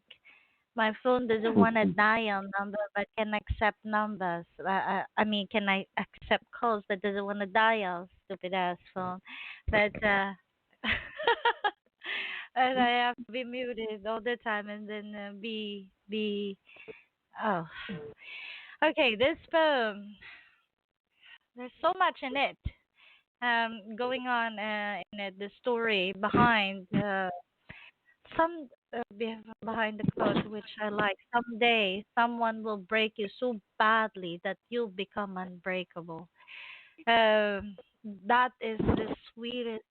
I'm sorry, but with me, I take it differently. Okay, more positively, because you are so familiar with the breaking already that you use that not as as a shield, but to brand yourself to becoming. When I say becoming, it's the transformation for being vulnerable to this kind of pain, to this kind of torment, and to something much powerful that you will be able to overcome next time that you face that kind of that kind of pain, because they actually they're just the same, but they just disguise themselves into something different. That's why when once you start feeling that, oh shit, this is going to happen again, different face. Yeah. No witch mask. Oh, you're crack-a-lacking, sister. I'm crack-a-lacking so much. Yeah. So much, so much. Yeah. Okay. How about now? Okay. Okay. Now is it? I'm sorry about that. That's what I like about this poem, because she didn't just focus on just one part, but she flaked every emotion that she has so that she can present at least pieces, not the entire her, but bits and pieces for you to think about and ponder. So this one is beautiful, sister. And no matter how painful that is sometimes that they give you, remember that, the only way for you to beat them is to become unbreakable. That will be you. And comment. Yeah. Thank you. That's good. Yeah. Very good. What did you think, Dan? I'm on the lines of Bella, that Kay has taken four really dark quotes or prompts, and she's turned them around, and she's put it into a sequence of her life story. And with each one of them, every time she's been battered, she's found a way to come through and make something positive out of it. So she didn't become bitter. She didn't become jaded. She was able to overcome everything thrown at her, even when the odds were seemingly insurmountable. She was able to pull through. And to me, this is such an uplifting poem, Out of the Darkness. I mean, that would be like a cool name for the poem, Out of the Darkness, because this is what's happening. She's like, you hear it all the time, the phoenix coming out of the flames, and rebirthing. This is her. And she explains in detail how she's overcoming these different types of obstacles, and it's just amazing. And when I'm reading parts like, okay, let me find them, because every bit of it is good. Okay. When I stand before, okay, that's the quote right there. Ba, ba, ba. But down here, the one you hate tried to bury into the ground, found their strength and empowerment while showing you have not beat me. I know that I pissed you off. Go with the small while I reinvent myself through hardened self you birth. That is so powerful. That is taking something and turning it around. Making something positive out of a negative. And it just feels like it's basically her life story. weaving down the words all the way to the very end, and it's really just a brilliant poem. And the comment. It is. Sometimes it takes a lot of messed up people to teach you what you need to know in life. And I definitely encountered those in family, and they taught me a lot. But you had the choice, though, see, because you could have wallowed in it, and you could have said, well, I'm a victim. But you didn't do that. Instead, you said, I'm going to find a way to claw out of this and be better than what they, and then also, you didn't hold it against them. You did not, you didn't say, oh, because you, this, that. You actually came and said, I think, and maybe understood their pain too. Maybe, and so that maybe it made it a little bit more tolerable on their condition for what they did to you, even though it wasn't right. So not only are you rebuilding yourself, but you're also trying to understand them as well. So that's a lot to take on. It really is. So, okay, I got to stop again. End the comment.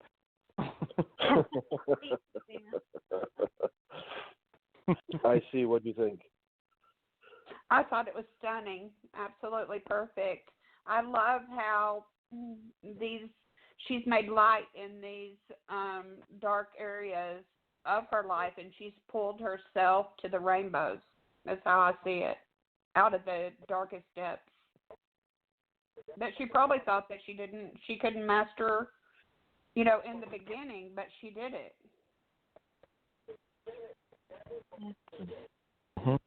Exactly. I can't. My phone's breaking up. Oh, Kate said exactly. Oh, yeah. Thank you.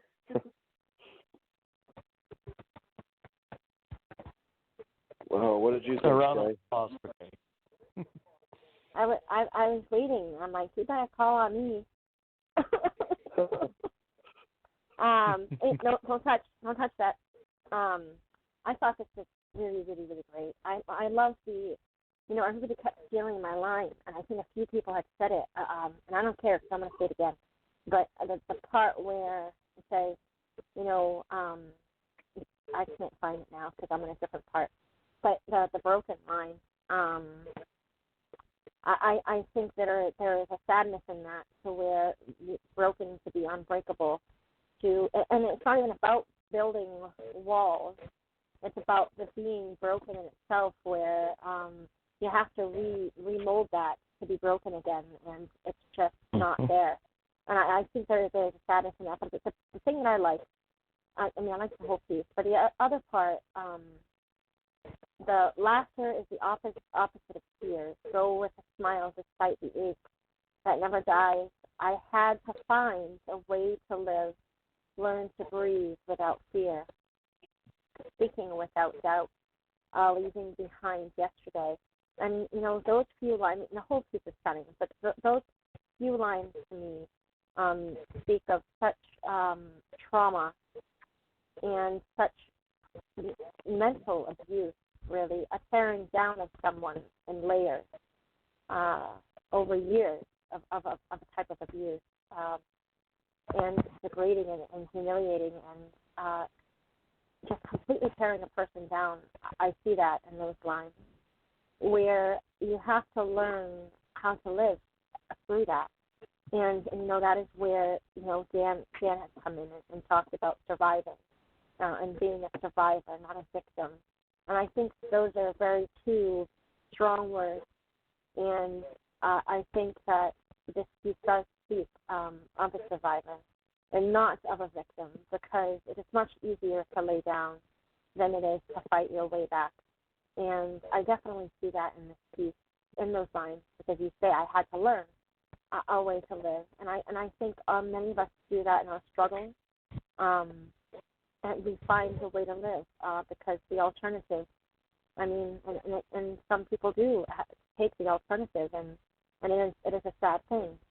And I just love the piece. I love how you implemented yourself into the storyline, but kept the theme of the Joker. And where Stephen's piece went into a deeper backgrounds of the Joker, you had taken this into a deeper background of you, but keeping a theme of the Joker, which I thought was really interesting and a really way of giving yourself. And I think it's brave to give such pieces of yourself and to be that honest with not only yourself, because sometimes that is a scary thing, but with everyone else here. And I mean, I guess we all are thankful for that, because I think in a way we all, in our own way, can understand bits and pieces of that, even if it's not the same.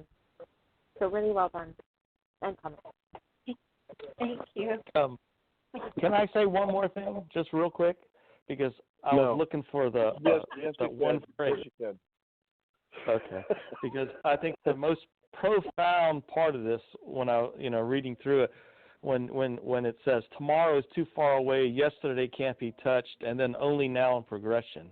Because in that section right there, where a lot of people find themselves in limbo, where they can't go back, yet they can't go forward because it's just too far. That's also kind of like not in reach. And I think that's where people can get really dark, and they can decide to do the worst thing, And then when it says only now in progression, which means that even now that's something that has to be worked on daily. It's not something that you can just overcome. It's something you have to keep overcoming, to keep going forward, to make yourself move forward to something that seems impossible, but you know that it's there even if you can't see it. And to me, that is so powerful.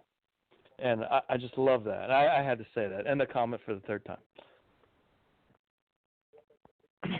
Yes, I thought it means you had to have so much in common. Because I always say it. I'm like, hey, one more thing.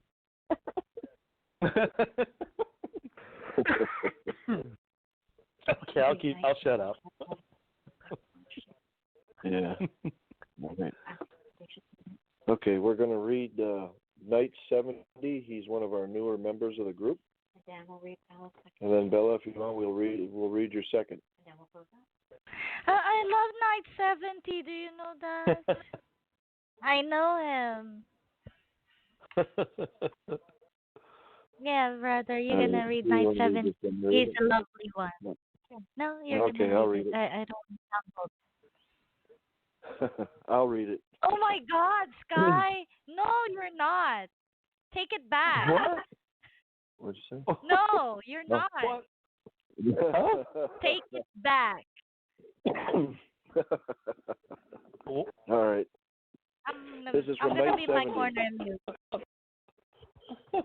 He was also an HM winner in the contest.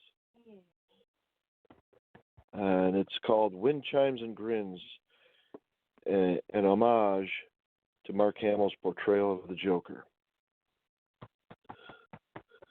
Wind chimes and grins, that's what my toys are made of. They're like a stack of pesticide pancakes or a handful of sizzling eyeballs rolling around in my pockets when I've got the shakes. Or maybe like the time I rattled the rib cage of the boy Blunder with a crowbar, only to blow the little birdie to smithereens. Now that was delightfully delicious, and even magically malicious. Or was it sadistically suspicious, kind of like the punchline, hiding away in the jaded box of Cracker Jacks, blasting away like pudding pop bullets and sewer rats? Don't take my word for it, Bats. Just ask my pal Lefty what a bone-deep correction musical chainsaw was for my padded room complexion. Maybe we'll try a dash of exploding chatter teeth to splatter what's left of some sidewalk Santa's bladder. Oh, waiter, there's a smile in my alphabet soup. I'm no clown with a choke-it-down frown. I'm a gas, you see. Just ask all around town. The key is in the madness, smothered by just a smidgen of some end-of-the-line rhyme, so cunningly prepared by the clown prince of crime. End poem. I really like this. I have seen quite a few of the animated movies, I think, where Mark Hamill voiced the Joker. And I know they did that series, too, a cartoon series on Saturday mornings a while back, where Mark Hamill was the Joker, and I always liked his portrayal. He did very well. And if you ever saw what was it, Jay and Silent Bob Strike Back, Mark Hamill's in there, and he uses that same voice in that movie. Oh, yeah. But I also like how he brought the Killing Joke into this. when the Joker took the crowbar to the second Robin 50 to 100 times and made sure the job was done. But yeah, this is great. I thought it was awesome. What'd you think? Yeah, I do remember when James was younger. I remember watching the cartoon of Batman and Joker aspects. I've actually seen a lot of the different movies and cartoons because of both of you guys. So, you should also check out in his AN. He includes a lot of different links about his different tribute rights that he wrote to certain characters, movies. So you should check those out because I took the time last night to do that, and they're all pretty interesting. But this right itself, it is pretty cool because he does give vivid, intense imagery. And, after reading this and reading his other rights, I can see his passion that he has about the Joker and all the other different storylines pertaining to the Joker. But, the imagery that stood out for me is the sizzling eyeballs and pesticide pancakes. I don't think I want to attend that breakfast because, that speaks of being very wicked and lethal, as only the Joker can give. But, this was a great sadistic right. It was truly a great extension to the contest. I was glad that he entered. Yeah. Agreed. Sky, what did you think? This one was fun. I loved this one. This was so fun. Wow, where do I even begin? I don't even know where to begin. This was so fun. Hiding away in the jaded box of Cracker Jacks, blasting away, like putting pop bullets and sewer rats. Don't take my word for it. That I thought this was so funny. Funny is not the right word. Maybe sinister, funny, but it was like a bit of madness reading it, like something that is very off hinge, but makes perfect sense. But when you put those words together, you're like, where do they even pull this from? And often when Joker speaks, you think that you're like, how does he even make those connections in his mind to be able to have these lines? But they're brilliant, but they're so off color. You're just like, where did that even come from? Like this line here, this is what I really like. Where's that alphabet soup line? Where is that? Oh, waiter, there's a smile in my alphabet soup. It's like, where do you even come from that? What is that? But it makes perfect sense, but it's like just a little bit crazy. And I just love it. The choke it down frown. I love that inner line. And like, again, I say it, I've said it like a million times now, but it just makes sense, but in a really lunatic, crazy kind of way, where it's just brilliant, but dark and funny. And then again with I liked how he put a poetry in there too, with the smidgen of some end of the line rhyme, and then he puts in that end line right in the next line. Who wrote this? This is really. Oh, I read one of him before. He's pretty good. Okay, I'm gonna have to go to his page because this is brilliant. Really well done. I think that's the end. I think that's the end of the comic. You think? But Dan, I checked one more thing. Wait. Back up. One more thing. Musical chainsaws. Man, I love that. I'm going to go look that up on YouTube and see if that's a real thing. All right. And comment. Okay. For real? No, she's not going to end comment yet. Don't ask her for real, because there's more. There's always something. I'll hand the mic over to you, Dan. I'll hand the mic over to you. Yeah, mine's get screwed up. I don't know. Dan, what did you think? This is so witty but it's so dark at the same time, and you can't always get that connection, you know. But he makes it work. He uses the rhyme, and he uses a lot of alliteration, like pestified pancakes, boy blunder, blow the little birdie, magically malicious, delightfully delicious, sadistically suspicious. And when you're repeating the beginnings of words like that, it just adds that extra emphasis on that one continent, I guess. And it's, you read it and you laugh, but at the same time as you're reading it, you're realizing this is a madman babbling out all this stuff, you know, and you're going into his mind of how he's thinking, and all this stuff is rolling out of his head. It's just coming out, and you're reading it, you know, like Sky was talking about down here. I love this. Oh, waiter, there's a smile in my alphabet soup. I'm no clown with a choke it down frown. You know, it's a brilliant thing, and it would be exactly what you would think the Joker would say. He would have tongue-twisting things to say. Don't take my word for it, Bats. I mean, that's got to be Batman, right? So, you know, he's commenting on that. You know, just ask about his dead pal Lefty and the bone deep correction musical chainsaws. You're imagining, you know, a couple of chainsaws in harmony, just slashing body parts, and it's gruesome, but at the same time, you know, he's thinking in his head, you know, they're making music.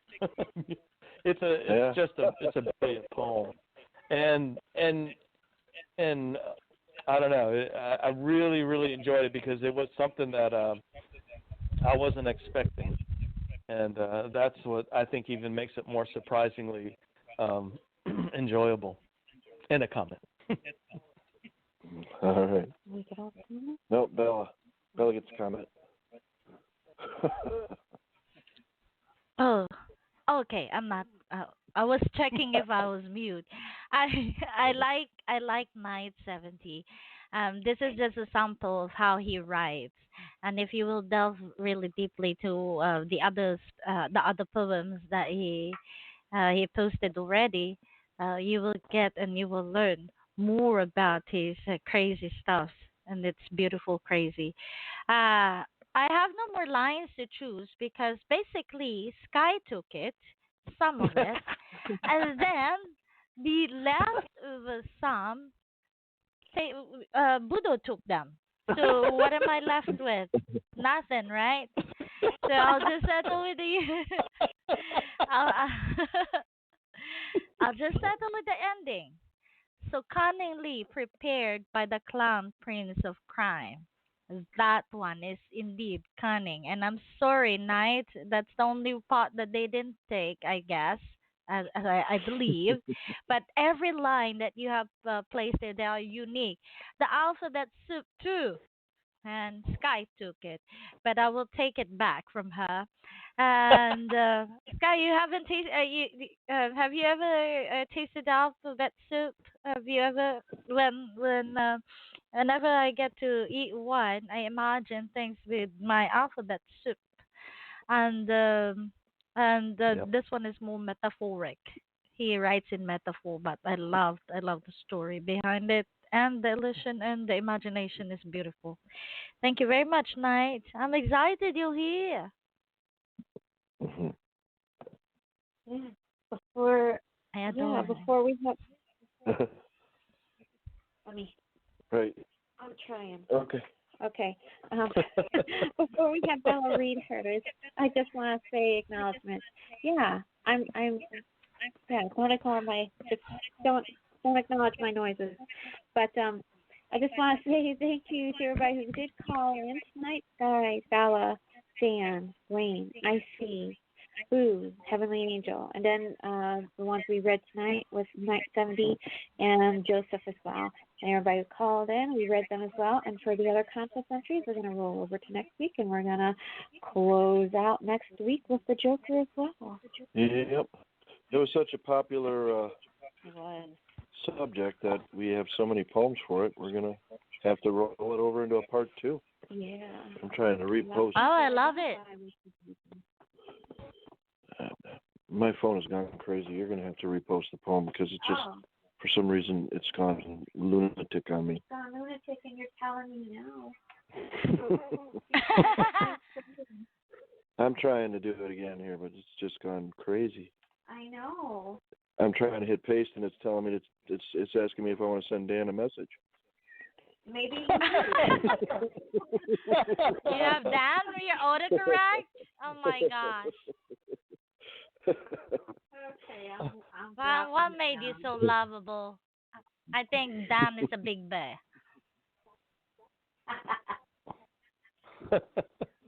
A subtle bear, that is. I just got a gummy bear. I just got it. I got it. Yeah. Right, we both got it. Yep. All right, Bella. Thank you. Thank you very much for this, and this one is one of my favorite poems, and I didn't know that I'm gonna read it. I just posted it to share the link. But thank you, brother and sister. This is Teardrop from a Clown. If then I would, as gloom crawls to the sky, devouring the glitter I spot, leaving my only world gloomy, leaving me cold embraces. I asked the moon, what if? What if lines are truly parallel? Do you think kindred spirits will meet? Most of the time I would stop and think deeply for a moment about chance encounters I let pass, a million tiny reasons forbidding perchance to take place. For some time now, my soul met a glimpse of what might have been. Before, when I closed my eyes to see a vision, the silhouette, I would dream that we are harmonized, but I would never know. Many nights I would ask, what if I didn't manipulate the fate? Would there be a chance for kindred souls? I often close my eyes and just imagine our flash over like a broken record, playing over and over in my head. And the paradox is, though kindred connection is stronger than soulmates, they are not bound to meet. Like those two straight lines called parallel, they stand side by side in a different current of time. I am like a Kubeko, a scarecrow planted erected on the ground, the perennial symbol of strength, whilst in actuality I became a powerless star, watching chance right before my eye, and I refused to do anything. Instead, I chose the other way, rewriting the fate, manipulating the becoming, and now I shed mist while my lips learn to smile. And to Wow. And I remember this one. I read this one a while back when you wrote it, and I remember you actually did a contest to the image too. To actually remember the poem that I wrote to it. But I thought that this was brilliant as always. It seems like there's a lot of, ifs. You started off with if, and then there's a lot of, you would say what if. There's a lot of what ifs in everybody's life, and you can't focus on the what ifs. We talked about that once in the chat room, I think, a while back. yeah. What if? You can't focus on those, because if you focus on those, you're not going to get anywhere. But yeah, this is awesome. I love your take on the picture, and you said you responded to my comment that this was what was in your heart at the time. Yeah. And Yeah. I believe that this is very powerful, sister. Excellent, right?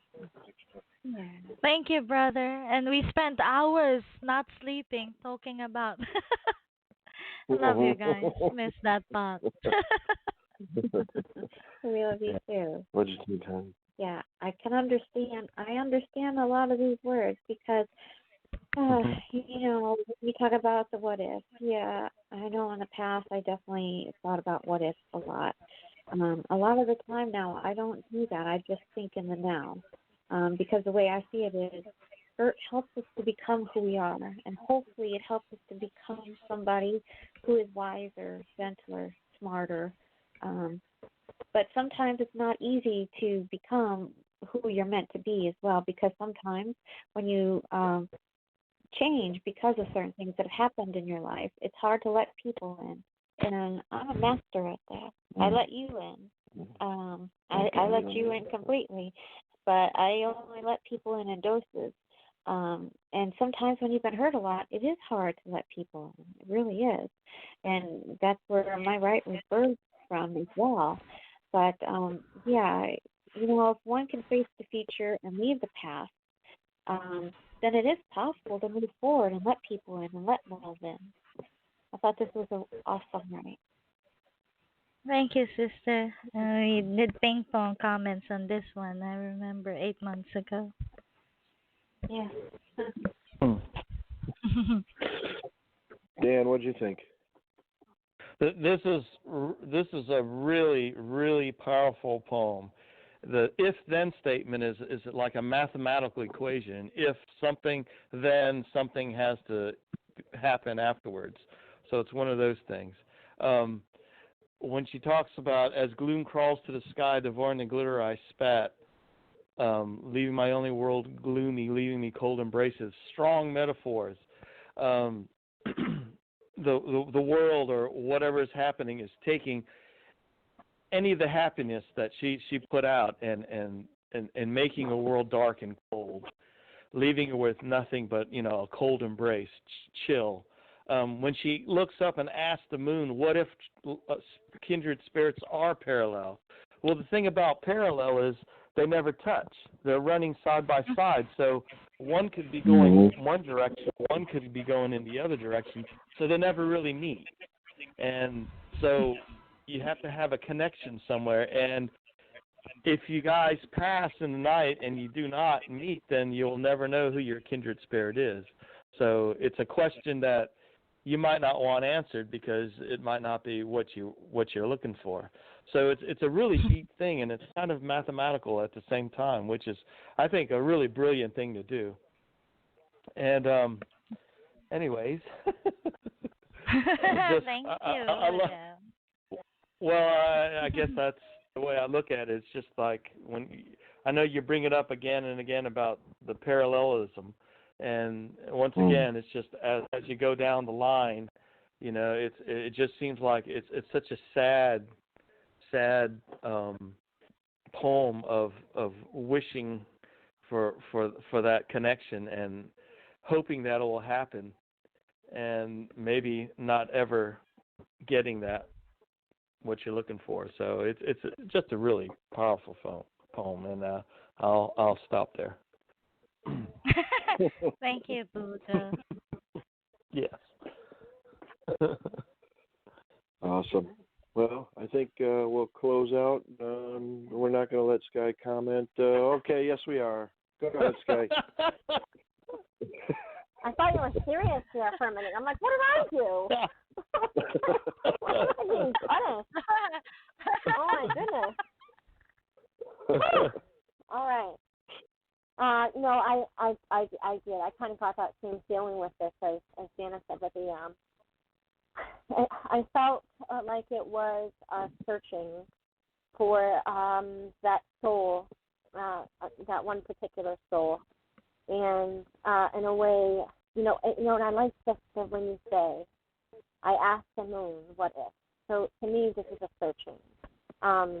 But before the searching happens, you get a brief reflection of what the speaker might think of themselves, where you say, as gloom crawls to the sky, devouring the glitter I spat, which, by the way, I think was brilliant, leaving my only world gloomy, leaving me cold embraces. So to me, you're setting up the poem in that 4-line stanza in the beginning, saying that there is a sadness that has taken over the heart. There is a sadness where you're climbing, and as you're climbing, the gloom crawls the sky. So in a way, you are even in itself that sadness. Seeker is that sadness. And then it comes in, and then I ask the moon. So you set it up where that is the seeker, and then the seeker is stumbling upon the moon. What if? And and I did catch the parallel lines as well, how you connected it through the right. And I do also believe that it was a figure, a metaphor in parallel lines will never meet. So that those connected souls. So even if you find that soul that you can connect to, that could love, and that could be love.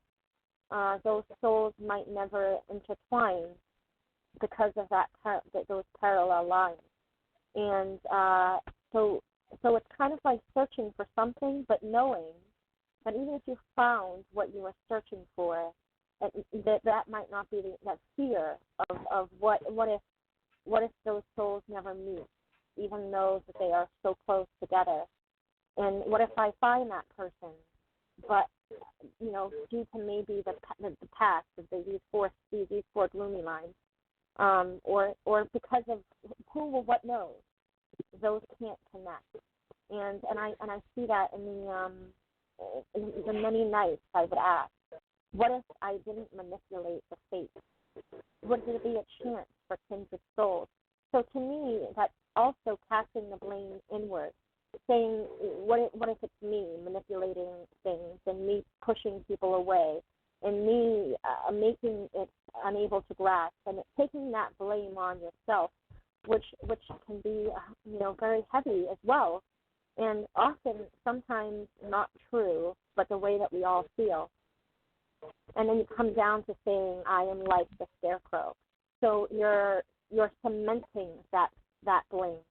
That what if I find them, but I'm too scared to reach out and touch them from across the way, to touch their soul and grab it in a hold and bring it into mine.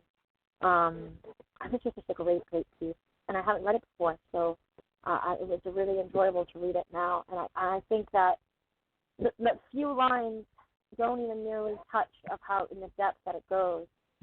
This is something you can definitely read and reread and spend a good amount of time looking into the meanings behind each line and chewing on them. And I really enjoy writes like that.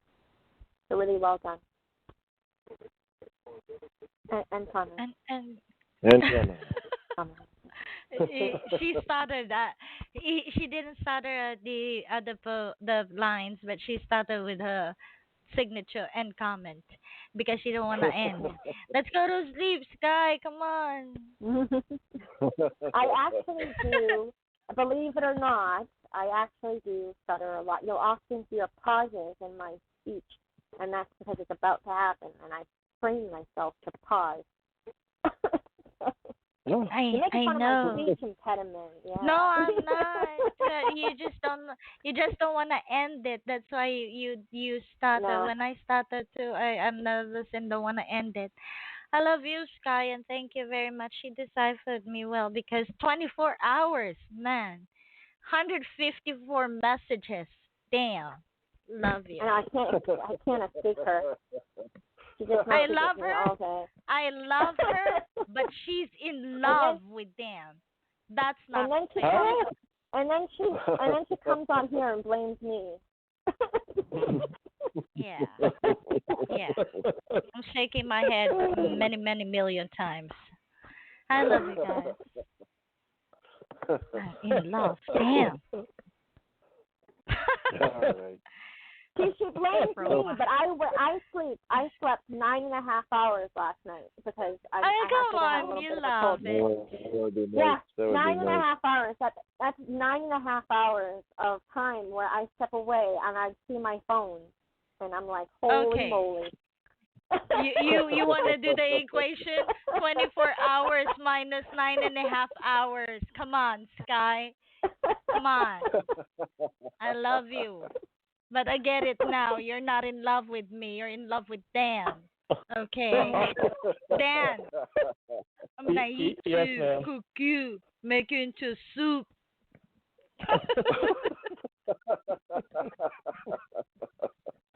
Oh, my goodness. You're crazy here. I'm so sorry. I'm so sorry.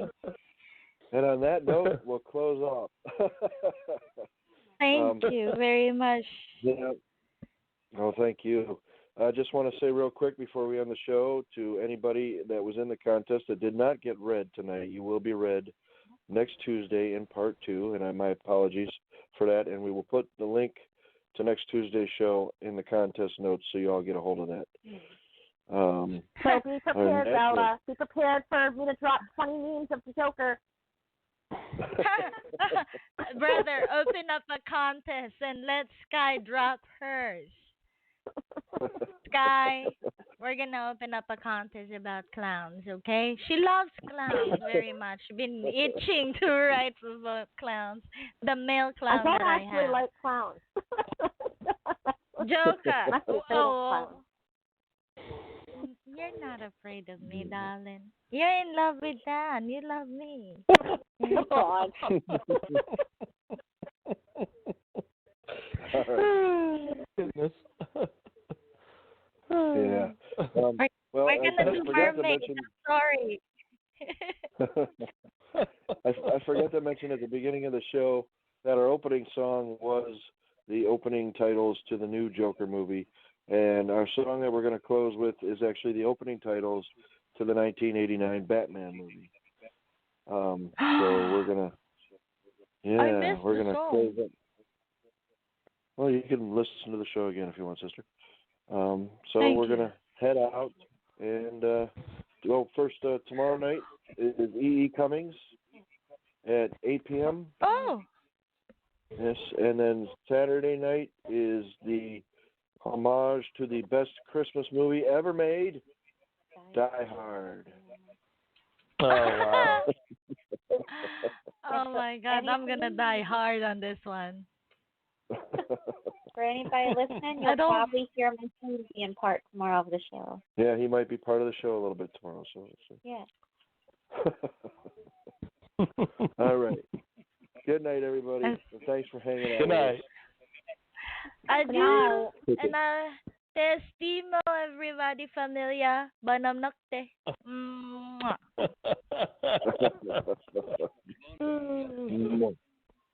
Hit it. Okay, I'll hit it. Hit it.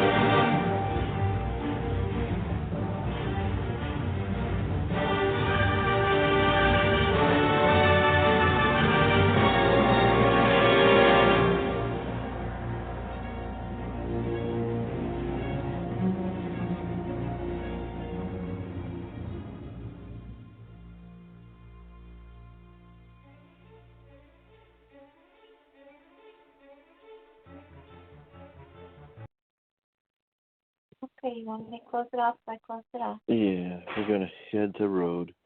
Good night, Sky. Goodbye. Bye-bye. So cute. Good night, everybody.